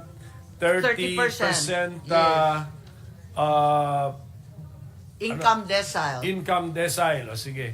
So, we will not mind kung LGU kasi local government ka na. Pero pagdating sa national government, meron na tayong clear na sa mind natin. NHA housing production as far as for as long as your beneficiaries are the lowest 30% income decile. That's right. And then beyond that or above that, we will allow other national government agencies to also be housing production units for Yes, those I above believe the 30. the DSUD, the Department of Housing and Urban Settlements, is already embarking upon the 4PH program for housing. And they are significantly more expensive than the low monthly amortization of NHA. This would also justify the extension of term of corporate life of NHA because they would be differentiated in that case. But why do we have a department actually building houses? Akala ko kaya nga nag-create tayo ng separate corporate entity. Doon siya sa housing production, and then we want yung mas may kaya pa magbayad, si department ngayon ang naging housing production unit, Mr. President. Yes, that is correct. Why? Also, What is the parang I justification? also questioned that occurrence, and I actually asked the secretary the same. That in fact, there's a duplication perhaps of the production of housing for low-income families, and the 4PH program is what he pointed to, and he said that they were low salary income earners or at least members of Pag-ibig. But I have still doubts in my mind because my understanding is DSUD is only for policy and planning. They are supposed to come up with a national housing plan. Ang alam ko, planning and policy ang nasa mandate ng DSUD. So, medyo nalilito ako kung bakit Kasi, sila okay. nagpapatayo din. Ang government ba ay mayroong business to build houses for those who can afford to buy from the market? Wala na, di ba? Wala na, di ba? Kasi si government magbibuild ng houses for the homeless who will have difficulty acquiring their homes from commercial developers. Ganun po ba? Is that our idea? Yes, my understanding, or at least the original conception for the SUD, was for it to be the lead for policy and planning. Only for policy in housing development, but not to embark on actual housing Correct. and building. That was my Correct. understanding. Kaya nga, kung papasok si gobyerno in building houses, it must be for, quotation marks na natin, the poor. That's Tama? correct. It must be for the poor. Wala na tayong pakialam kung anong Decile. anong decile yun, basta for the poor. Ang- So, and it must only be one sole national government agency, and let it be, if we decide on that, let it be the NHA. That's correct. I believe so. But the argument of DSUD is that the housing gap is so large and their target beneficiaries are also poor. They are low salaried income earners and members of Pag-ibig. So they are a little bit above the 30% NHA market, but they also are poor. No, kasi nga we are accepting the 30% decile Yes. kasi, but we can release the NHA from that limitation. Correct. If we agree that we will have one national government agency for housing production. For That's correct. for those who are to be helped by the government. Yes, there could Oh. be, in fact, there could be varieties of housing. Yung Correct. talagang socialized housing, for example, for those being relocated or resettled from the Manila Bay Area in accordance with the Supreme Court Mandamus Order from 2008. For example, NHA, klaro po yun. Aba. O, tapos wala talaga silang kakayahan, lilipat sila sa iba't ibang probinsya. So, klaro yun na NHA talaga. Pero yung pinapasukan ng 4PH, mas nakakaangat doon. Pag-ibig member na nga sila, so may contract of employment, at sila ay... Bakit? Ang binibigay lang sa kanila, ang justification ng DSUD, ang binibigay lang daw dito sa mga Pag-ibig members na low salaried, interest lang. Interest subsidy lamang ang binibigay. Samantalang, outright subsidies ang binibigay sa pagbayad ng NHA. Iba naman daw. Pero in terms of your question, why is DSUD building when the sole mandated agency is NHA? I am also at a quandary, in a quandary as to the answer. Now is our chance to put order to the scheme of things. We have to put order. Perhaps Senator Ejercito, who was present at the outset of all these changes, can enlighten us. Yes, Mr. President, may I be recognized? Call a friend po. Yes, Senator Hurst. Yes, being the principal sponsor and author of the Department of Human Settlements and Urban Development, our aim was really to put all the different housing agencies concerned with housing under one roof. That is why we passed the law creating the Department of Human Settlements and Urban Development in 2019.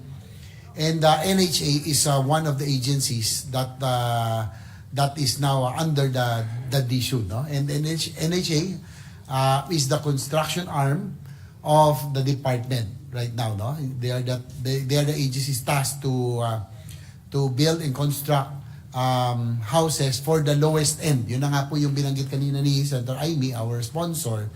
Ito po yung mga relocatees from the danger zones, dito po sa Mandabo, sa Manila Bay, and other informal settler families, no, who need to be relocated. So yun po ang task ng NHA.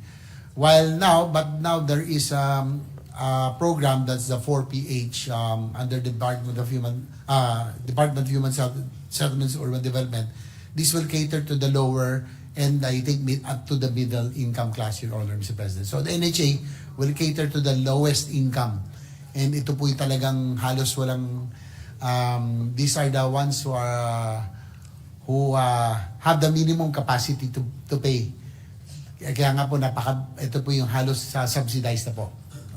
But they still have to pay, no? Hindi na wala na hong libre ngayon, so that the government will be able to recover something, so that they will be still continue to build houses, considering that our backlog now stands at about 6 million houses, Your Honor, Mr. President. Thank you very much, Senator Ejercito. At least nakapag-call a friend ako. Kasi nalilito na po ako dahil ang pagkaintindi ko, yung poorest talaga ang NHA. Pero given that the housing gap is exploding, it's really become even 7 million at the rate they're counting, there's still room for the SUD to engage the private sector builders. At least kikita sila dyan at hindi masyadong subsidized ng gobyerno. At pumapayag yung developer, contractor, financier, service provider, all the private sector are happy to build at a higher standard, at a higher cost, rather than embarking on the NHA socialized housing market na halos wala silang kikitain, talagang abonado pa. Okay, so ang NHA, although builder of houses yan, hindi yan by administration, hindi yan in-house ang ating mga workers sa gobyerno. You also bid it out. NHA also bids out the projects. That's my understanding Okay. po. There So- have been different announcements from the department secretary. Nung una, humihingi siya ng pera at nabalitaan pa natin yung sovereign guarantee, kaya medyo na-agitate lahat ng tao. Pero sa kabila nun, ang sabi niya, kukuha na lang siya ng tulong mula sa mga private developers, ambag-ambag na lamang daw at makikipartner and bid out all these housing programs. Hindi, para lang po maintindihan natin, back to NHA, ito yung chart, ito yung That's right. binibigyan natin ng corporate term, life term. Si NHA, hindi siya mismo ang nagbi-build ng houses. Siya ang agency na nagbi-bid out ng contracts That's right. to build houses. That's correct. Therefore, hindi ba ang ibig sabihin nun, may pumapatol sa contracts being offered by the NHA That's na correct. private entities. There are private entities. Therefore, sa mata nila, kikita rin sila from the contracts being offered by the NHA. Pero ang nangyari kasi, talagang kinakailangan ng subsidy. Yung ginagawa kasi, halimbawa, yung relocati, kinakailangan magkaroon muna ng social preparation, consultation. Lahat ayaw lumipat eh. So Correct. mahabang proseso yun, paggagastusan yun. Tapos logistical support. Halimbawa yung sa Manila Bay, ayaw nila magsialisan, pupunta sa mga iba't ibang probinsya, sa Rizal, sa Laguna, kung saan. Pahirapan din yon sa relocation and resettlement. Tapos maghahanap ng bagong hanap buhay, may livelihood, community facilities dun sa bagong lugar, hindi naman pwedeng i-pass on yun at yung land development sa private developer. Ang ibibid out mo, yung bahay lang mismo. Pero yung i-absorb lahat ng cost sa paglilipat, pag may calamity, pag living in a dangerous area, or waterways, or na-expropriate sa right-of-way ng public works, mahirap i-absorb lahat ng socialized housing developer. Papatulan niya yung kontrata pero hindi lahat ng gastos. Kailangan talaga yung gobyerno magbo-bolt in dun sa iba't iba pang gastos. Mr. President, Senator Villar. Yes, please. Senator Villar, Who will Ito lifeline na po to, hindi na call a friend. finance the activity of NHA? Will, Kaya, will the government give them money or they will get it from investor? Yes, ang gobyerno po ang nagbibigay at nagsasubsidize dito sa mga gastos na Ano? lihis na. Iba't Magkano iba ang binibigay na budget ng gobyerno? ang budget ng gobyerno, 2 billion. 2 billion siya ngayon, pero nakaranas siya nung time ni na Presidente Duterte at ni Presidente Aquino na napakalaki. Kasi tinamaan ng Yolanda, pagkatapos noon yung Marawi Magkano Sea. noon? Lumaki ng andito, nasa, malaki kasi noon eh. Yung time na yon nasa 50. Umabot ng 50. Naalala ko, yung time na yon umabot po ng nasa, ano na yung total niyan? Ano ba yung pinakamalaki dito? Ang pinakamalaki ay 2016, 2014, 32 million. 2016, 38 32 billion. billion. Yeah, billion. Sorry. Billion. 30 billion, 2013, Yolanda yon. 32, 2014. 38, 2016. Yun ang pinakamalalaki. Tapos, Tapos, lumaki na naman, 2020, naging 8.5. Bahagi na to ng Marawi. At saka, pagkatapos nun, lumiit na eh. 2023 at saka ngayon, nasa 3 or 2 billion na lamang per year. so how many houses yung ganon? 2 billion, 3 billion. 26. Nasa 2,000 lang ang napapatayo nila dahil maliit na lang yung budget So, daw. wala na.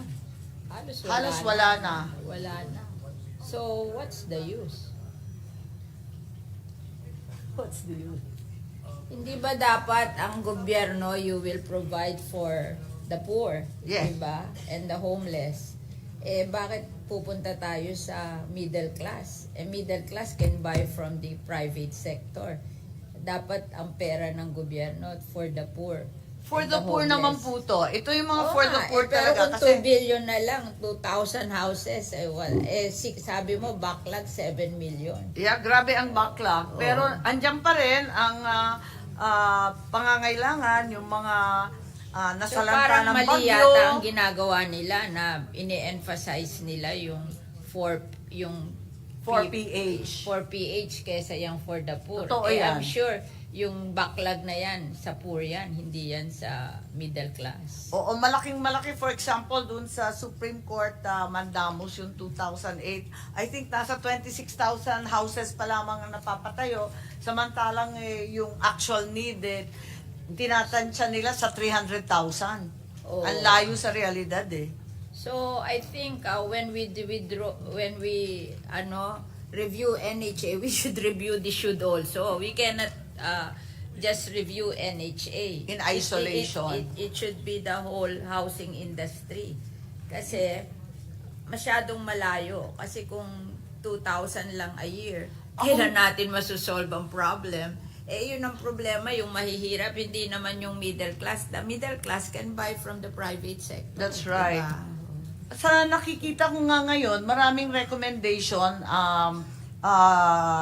maliban pa dito sa extension lamang ng corporate life, marami talagang dapat palitan eh. Kasi nagbago na nga at ang layo-layo sa realidad ng napapatayo nila. Unang-una, totoo bang makakakolekt pa nung 15 billion ang NHA? Ang baba-baba ng koleksyon nila.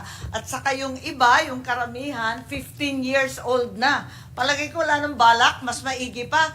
Off But the they books cannot na, get the i-condone na yan. title. Yes, They cannot get the title without paying NHA. Ayun na nga, So kaya nga that's the problem. i-condone na rin nila, di ba? I-condone na lang ng NHA kung talagang yung sobrang mahirap. Kasi nung umpisa, marami doon, They can afford, it's 500 a month lang eh.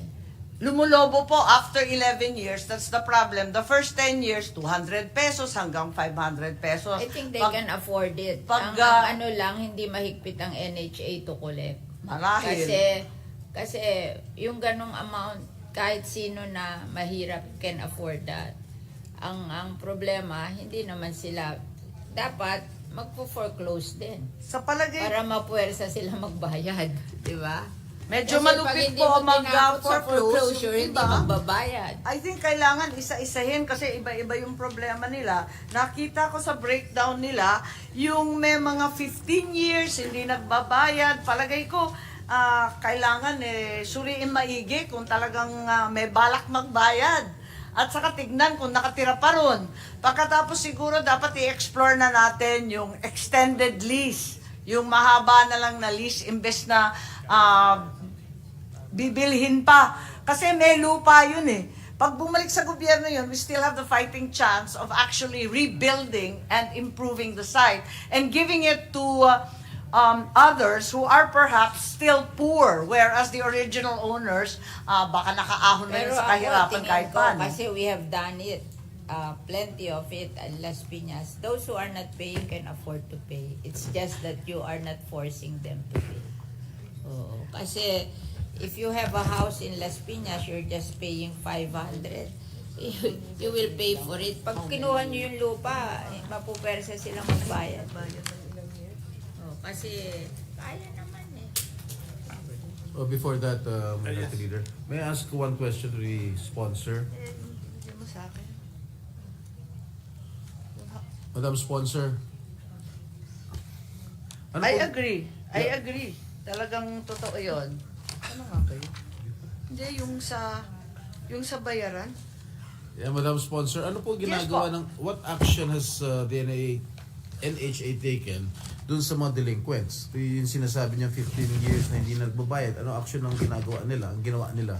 Yes, they've actually undertaken the contracting of professional private collection agents. And in the two cases involved in Region 3, lumaki naman ang collection nila. They got two companies that are professional collectors. Mukhang nag-improve naman to. At ito yung pilot model nila para sa Region 3 ngayon.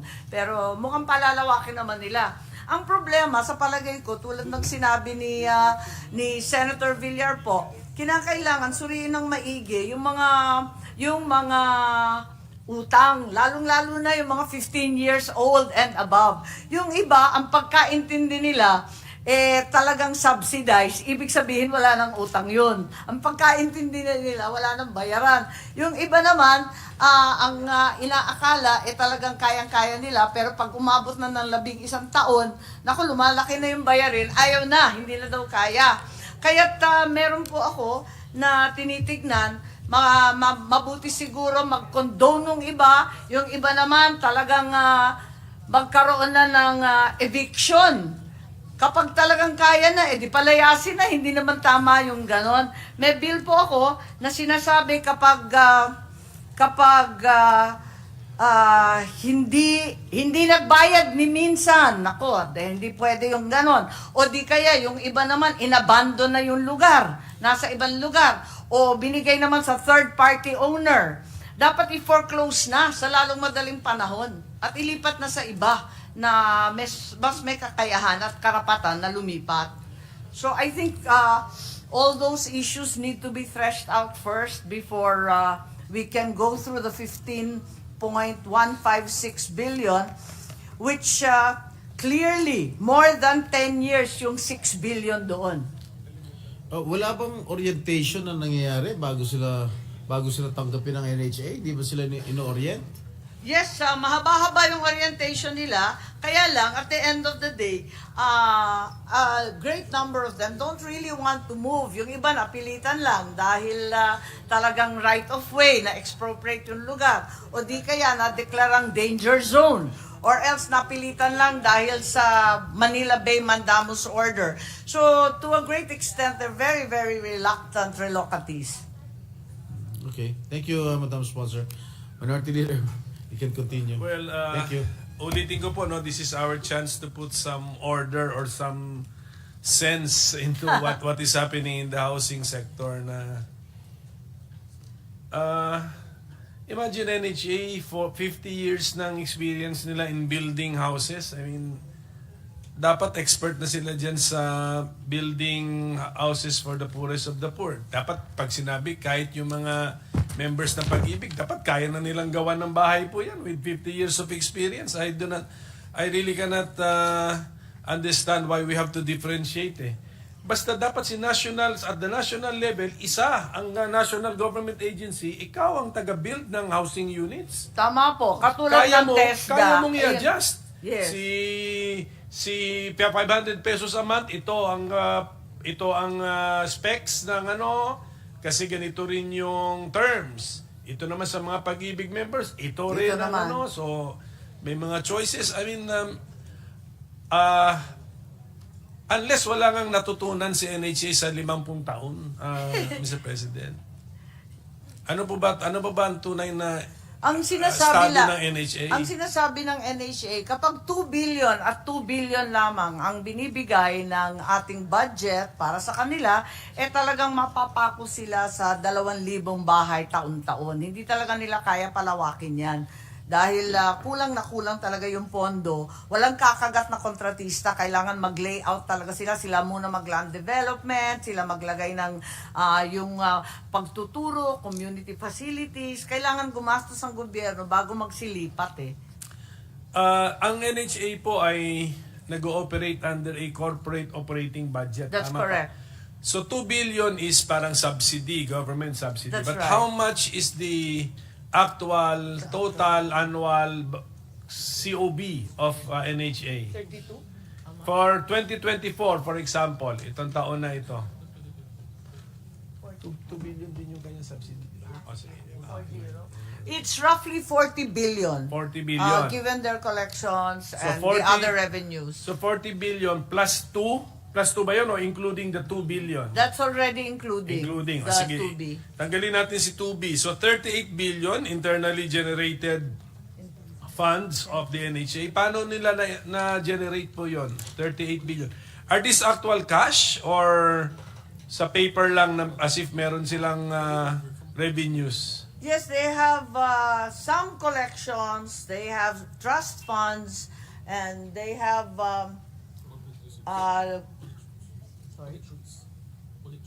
they have collections, they have a trust fund. There's also some funding that derives from DOTR and DPWH because of the right-of-way expropriation balances. So 38 plus 2, 40 billion. Ginagamit po lahat yan for the mandate of the NHA.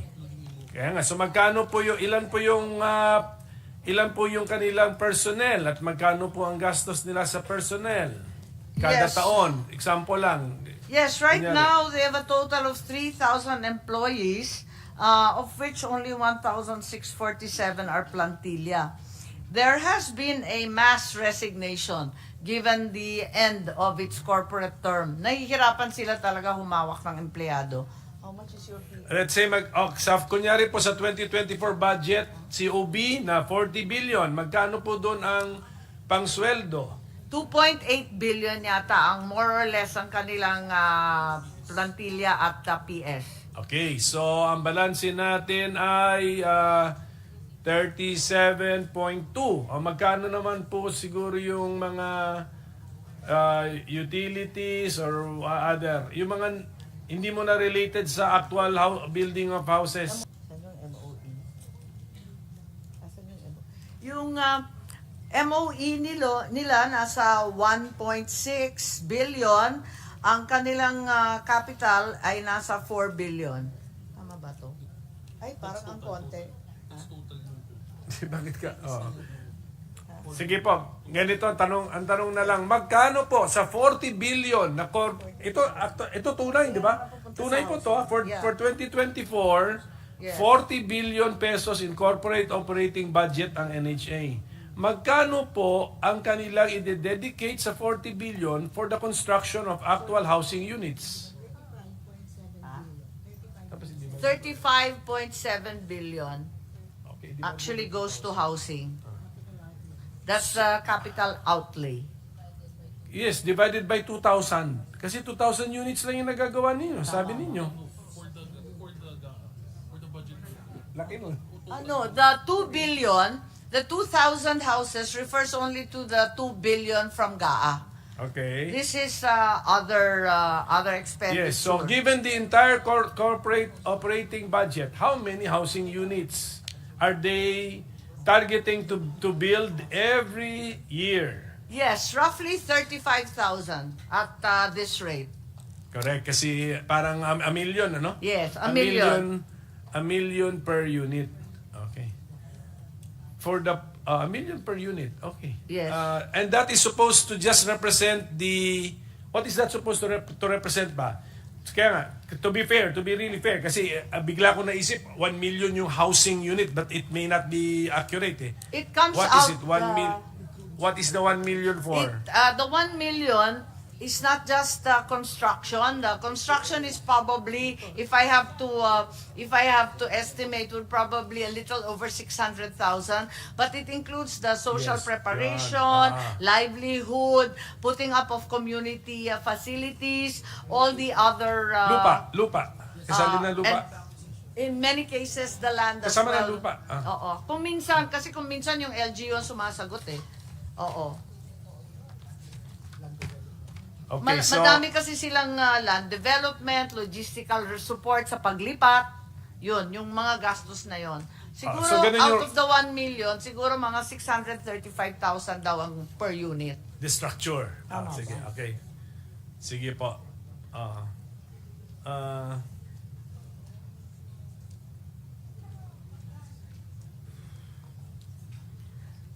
Right now, you were inquiring po about the vacancies and the number of employees.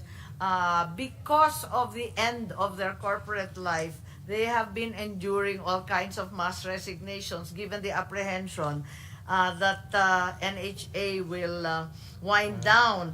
And perhaps 56 to 44,000 vacancies now exist.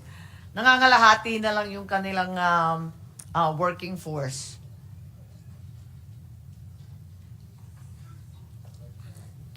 Sa 50 years na existence ng NHA, ilang housing units na po ang per their records ang kanilang na-construct? Yes, it's about 1.269 million houses.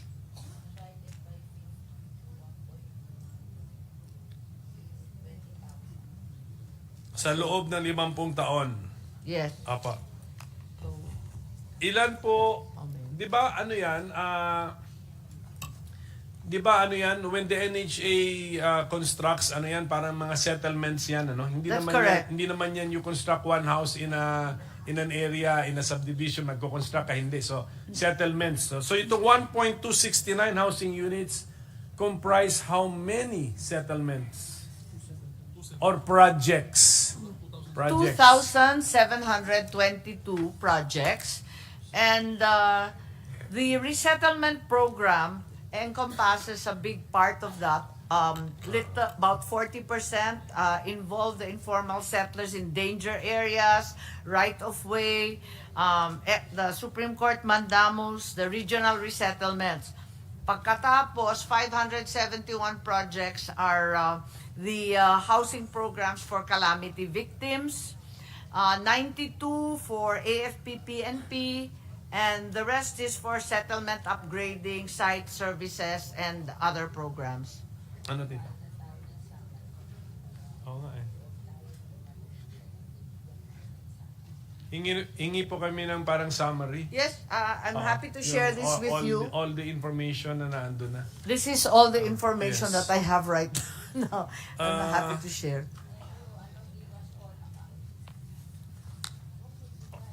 Senator, we will share, patingin mo na. Then pa-xerox na lang natin. So maybe we can have this photocopied immediately. Yes, so all those in times 24 na.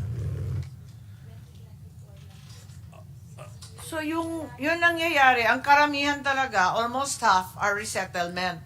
Ang lumulobo ngayon, yung calamity housing, yung emergency housing, yun ang talagang lumalaki at labis-labis talaga siya in the last few years. What does that mean, yung calamity? Because those affected will no longer return to their original housing sites? Yes. Or when their original housing sites are destroyed by a calamity or a typhoon, the NHA will rebuild on that particular site? Yes, that's correct po. In Yolanda, for example, large tracts of coastal areas were zoned as non-live and non-build zone. So, hindi na sila pwedeng bumalik doon. Problema yon. Ganon din sa sinasabi nilang man-made or human-induced calamity, yung mga Marawi siege, yung Zamboanga fire. Yun po, hindi na sila pwedeng bumalik sa ibang lugar nung time ng, di ba linabas sila sa ground zero muna dahil may mga mines. Okay. So, yung sa Yolanda, for example, coastal area siguro yun, na-resettle sila. are these successful projects? I mean, still being habitated by the beneficiaries as of today? Hindi pa kompleto. I have to admit that not all have moved. There have been issues about dysfunctioning utilities, walang tubig, walang kuryente. Yun din ang problema sa Sino Marawi. expected nun? When the NHA builds a settlement, bahay, ang interpretation ba nila, Pero bahay lang, then hands off na sila? O pati dapat drainage, tubig, kuryente, Ang sabi ng paved NHA, roads? 98% daw naokupahan na ng mga karapat-dapat lumipat doon sa Yolanda. Okay. Nasa survey ba itong mga to na masaya ba sila sa pinaglipatan nila? You go back, yeah. Ngayon yung, siguro wala, I'm sure wala survey, but yung lumipat, for example, yung ito, para lang maintindihan po natin ang function ng NHA, so resettlement, no? That's right. Kasi no build na yung original Yes. home site ninyo. Lipat kayo. Anong expectation po nila? What are the financial obligations of those beneficiaries na pinalipat natin to an NHA site because their original housing location is now a no-build zone? Yes, by and large, when it's a calamity situation, whether it's a war zone or a danger area for our climate specialists, it's an outright grant. Wala na silang babayaran pa. Pero yung obligasyon pa rin ng gobyerno, tulad ng sinabi niyo, tuloy-tuloy. Kasi yung livelihood, wala naman hanap buhay doon, pinaglipat mo. Wala rin community facilities. So tuloy-tuloy yung gastos actually. Dahil wala pang eskwela, walang simbahan, walang makainan, at yung mga sari-sari store at pagbibilahan ng mga gamit. So tuloy-tuloy pa rin yung involvement ng NHA. So till today, there are some properties that have accrued to NHA. Nasa NHA management pa rin hanggang ngayon. Teka, magulo po. Magulo. That means NHA is beyond... NHA is now beyond building housing units. They are building communities. Ganun po ba? They are obliged to build some community facilities, such as a school, for example, and so on. But by and large, this is usually turned over to the LGU for management and monitoring. Yes, Senator Ejercito. Yes, Senator. Yes, if Mr. President, may I be recognized. Please proceed, Senator Hersto. Anyway, the housing program of old, no, nung hiwa-hiwalay pa ho ito, we are under the HUDC, no? It was just a coordinating council. All 6 different housing agencies were doing their own thing, their own programs. Iba-iba yung proyekto, hindi po siya moving into one direction. That was the rationale why we created the Department of Human Settlements and Urban Development. Yung pong tanong ng ating minority leader, no, yung pong NHA, what in the past, noon po kasi parang compliance lang no, basta lang ho makapag-produce ng so many thousands of houses, even though hindi kino-consider yung hindi kino-consider na malayo sa trabaho, walang utilities, malayo sa mga health services or education sector. In fact, marami po doon sa mga pabahay noon, nasa malayong lugar, no? Liblib mga halos talaga parang isolated. Kaya nga po nangyayari, naging vicious cycle. What happens is beneficiaries will be forced to relocate, but in a few months' time, after a few months, dahil walang livelihood, no services, no health services, no education, aalis din po, mag-squat muli.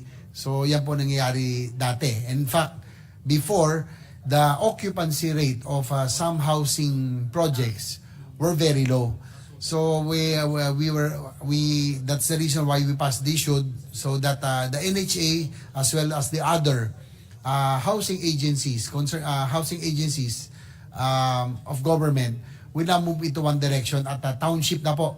Kaya po natanong siguro sabi ng sponsor that they are also concerned in dapat po merong near health services, meron pong educational services so that we will not commit the same mistake as before na talagang para lang makakomply ang gobyerno na sa gobyerno na sinabing merong so many thousands of houses were built but the occupancy was low. So yun po ang rationale of yung township idea na kumpleto po. Tama. Mr. Chair, thank you po. To follow on Senator Ejercito's kind explanation, I'd like to clarify that in fact today the NHA doesn't hang around for a long time. They give themselves a 1 to 2 year deadline after the relocatees have actually resettled, and during that period, community structures like a covered court, a market, and so on will be set up. But after 1 to 2 years, they turn over the management of the township or the settlement to the local government.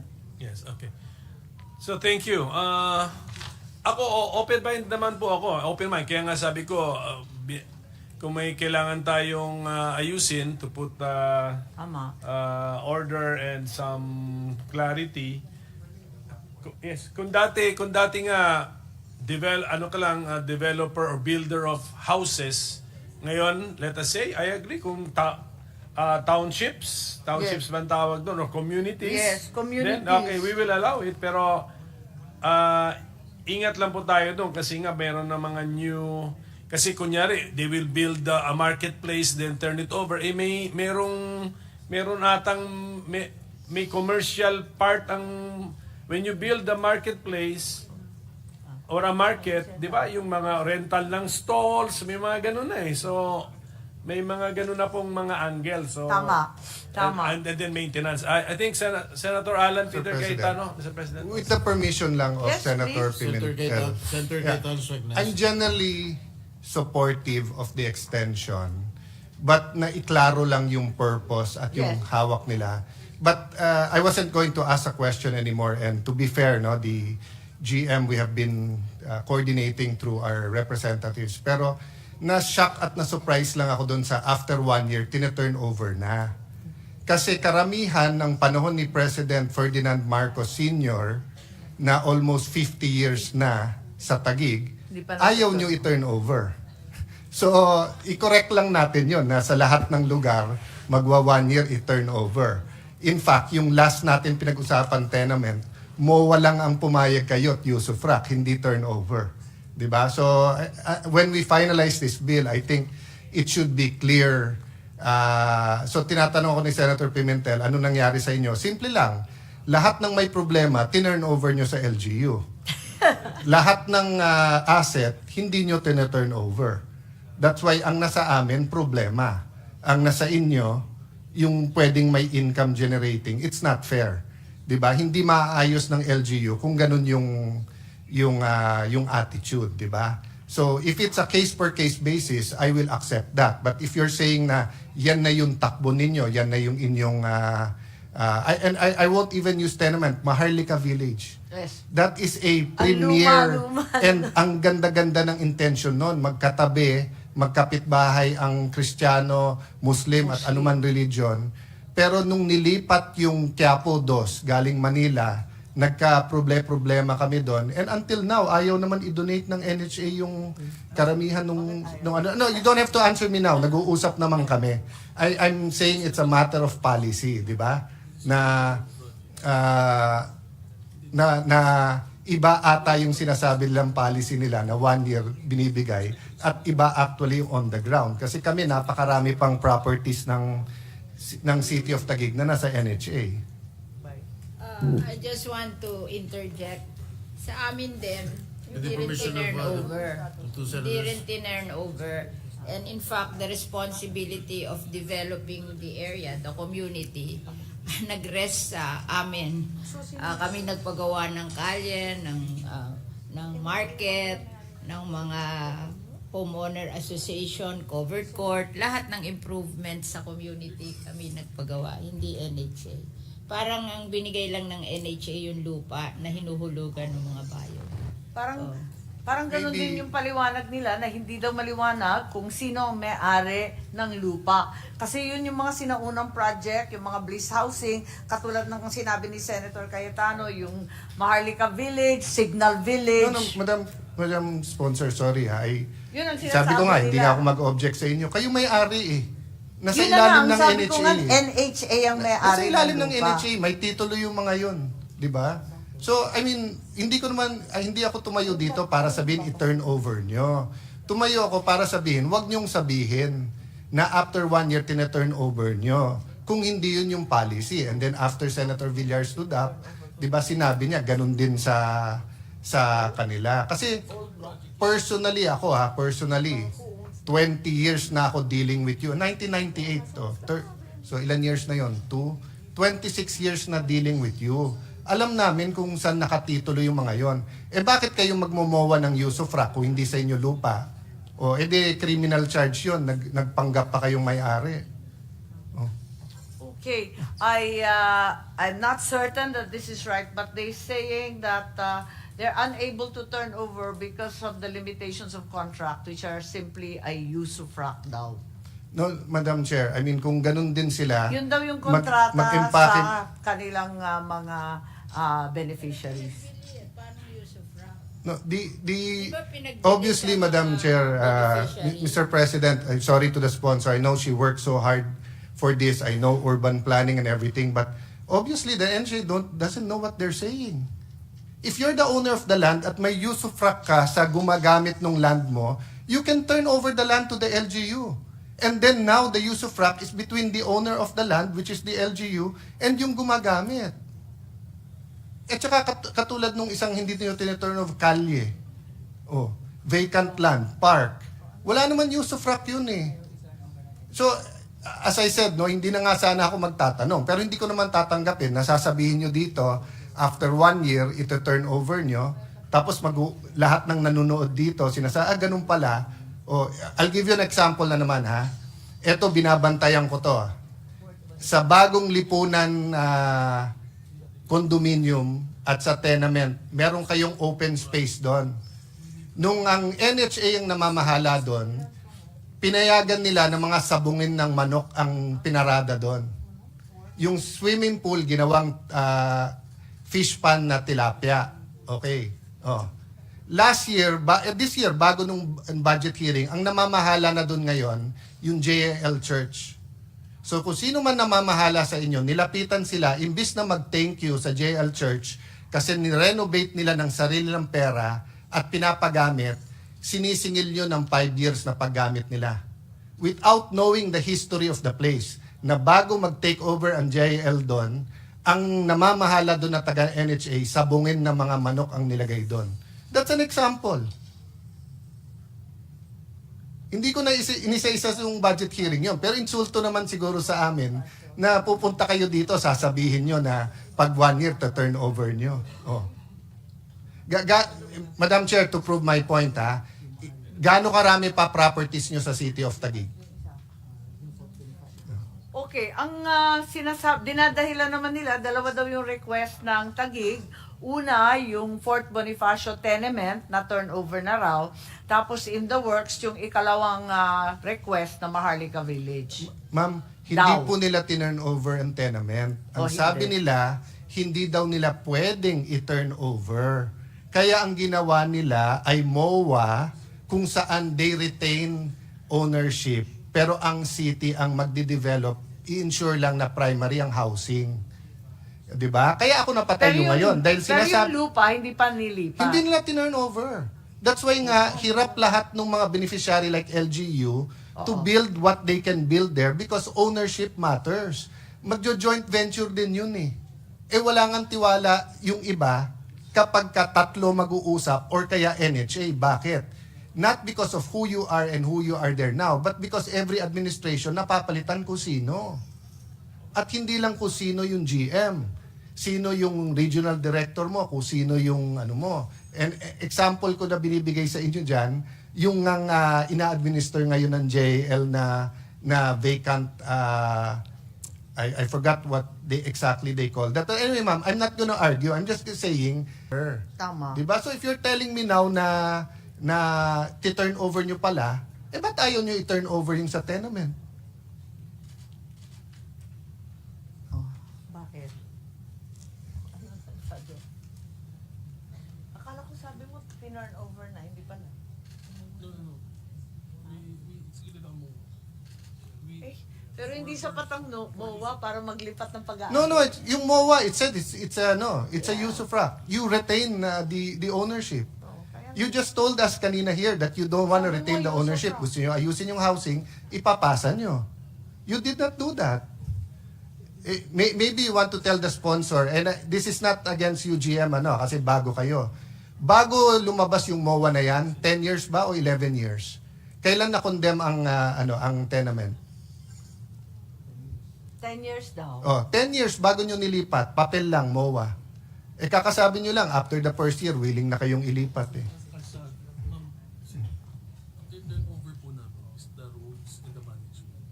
Tapos?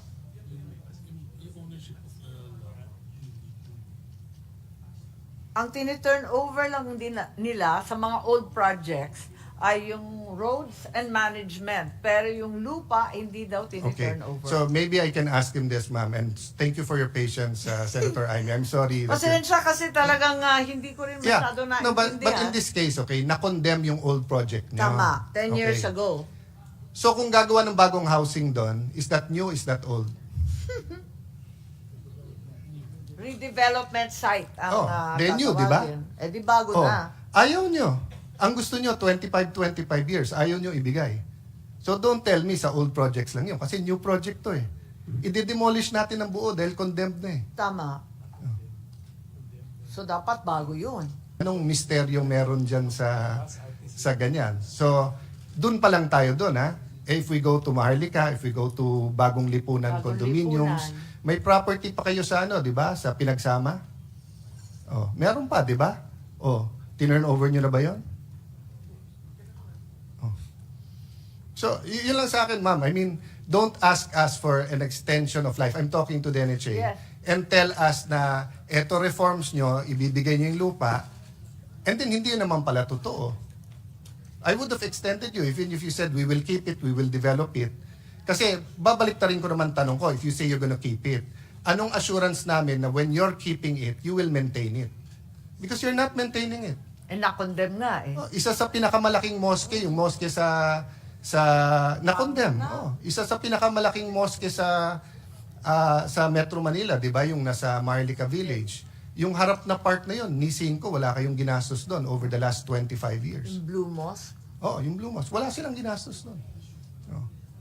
So anyway, madam, I wanna put that at the feet, and Yes, as I we're said, grateful I that you appreciate put that on nag-uusap, record. pero sana And- malinaw yung kailangan kwentas Well claras. taken. diba? Thank Well you. taken. I'm pleased that you put that on record, and I enjoin the NHA to rectify and explain at the soonest possible opportunity. Magsasubmit sila ng papel upang ipaliwanag kung ano talaga ang pangyayari dyan sa Maharlika Village, pati na rin ang Fort Bonifacio tenement.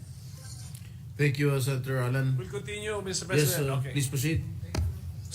Yes, thank you for all of the interventions at namumulat ng mga mata natin at marami tayong natututunan.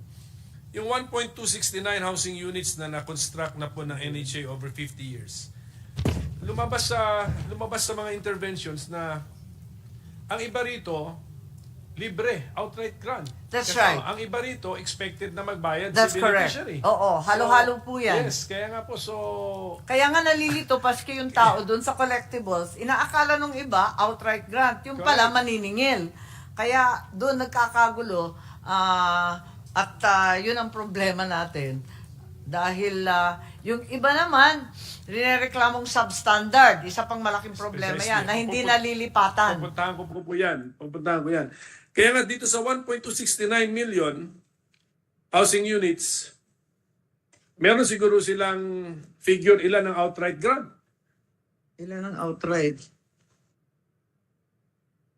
Itong lahat ng calamity for sure, di ba?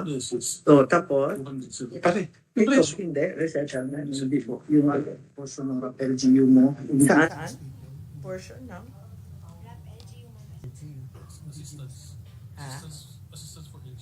Right, ano pa? Wala na? Yung danger... Oh, nabayad lahat? Pati mandamos? Ito, okay.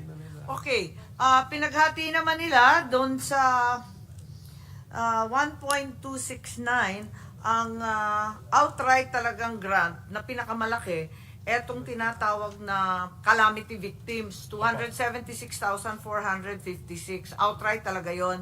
Tapos, yung RAP LGU, yung tulong sa LGU, wala rin bayad yan, tama ba? Wala rin bayad, 125,003. What is it? Anong tawag sa programa na yun? Bakit RAP bakit libre? Resettlement Assistance Program ng LGU, ang tawag sa RAP LGU. Pero syempre, ano yan? Mga limitadong numero lang ng LGU yan. Yes, that's right. So, Kung sino yung malapit-lapit, safe, may titulo, higit sa lahat, may dokumento, at yung malapit-lapit yung utilities kasi nadala na rin sila na yung walang tubig, walang kakabitan ng kuryente. The other big group would be the indigenous people's housing. That's also housing, yun, outright. ilan din po yun? Ilan po yung... Pero konti lang yun, 16,000 yung sa IP at saka sa former rebels, 1,218. Sige, let us say 50,000 units ang na-build na ninyo na meron dapat obligation to pay. Po yung manggagaling yung sinabi natin na 15 billion na outstanding collectibles? Doon naman yun? Yes, Doon po that's yun. correct. Doon po yun, yes, no? Kasi yes, sabay- the others have no collectibles, that's correct. Sige, okay, sige po. But yung 15 billion na outstanding receivables ng NHA would not really be just for the cost of building the house. May mga penalties na nakasali doon? Yes, So, I think penalties, interest payments, patong-patong na po. Nagpatong-patong na. Sige po. Actually, so far, sa mga nakakausap naman po natin dito na kapwa natin, Senador, wala naman na outright to extend the corporate term. Pero I think this is really the right time Yes. and the right moment for us to our minds yung the macro level anong tawag doon? Macro level view Yes. on how the different housing agencies should interact with each other and the new their department. their specific Functions, yes po. and roles. That's correct. As much as possible, iwas daw natin yung overlap or duplication. redundancy, duplication. That's correct. Sayang resources eh. That's correct. Kung konti na nga lang yung pera para sa housing, Correct. linulustay pa sa iba't ibang ahensya. Tama po yun. Kaya nga, naisip ko, kung 50 years ang bibigay natin na extension, ano kaya na within the next 3 years, halimbawa, gumawa tayo ng bagong restructuring given na meron naman bagong department. Ano ang relasyon nila? Siguro maglagay tayo ng amendment doon. Ako lang naisip Yes, ko lang. ma'am. Yes, ma'am. Maglagay tayo ng amendment na obligado sila to come up with a new organizational chart, with a new set of guidelines and IRR doon sa loob ng DSUD at lahat ng sanga-sanga niyang financial agencies, iba't iba. Tapos i-exploring siguro natin yung sinasabing usufruct or long leases. Kapag hindi talaga kaya, para maibalik naman sa gobyerno, ito iba naman ang makinabang. Tapos siguro may level of monitoring dun sa mga substandard. Kasi nakailang beses na tayo nakakarinig ng skandalo, magpapatayo ang kontratista ng gobyerno. Tapos taon-taon hindi lilipatan ang dapat lumipat. So maraming issues po talaga na ganon. Yes, Senator Ontiveros, Mr. President. Senator Tiveros recognized. I think the Salamat, only Mr. intention President. at this point was to give ourselves some time to come up with a new schema for all these housing agencies that seem to have proliferated. Which is my brief interjection, Mr. President, with the kind indulgence of the good sponsor and the minority leader na in fact, dun pa lang sa DSUD law, Oo. required na ang department i-reorganize yung key shelter agencies na hindi pa nagagawa ng department. At isa po sa mga tanong ko, Mr. President, at the proper time sa interpellation ko. Salamat, Mr. President, at sa good sponsor at sa minority leader. Thank you, Senator Tiveros. Actually, that's correct. It's in the DSUD law, and that was 2019. And there is actually a time frame. It's time bound by 2 years after 2019. And nasa 2024 na tayo, hindi pa maliwanag yung mga linya ng mga financing group.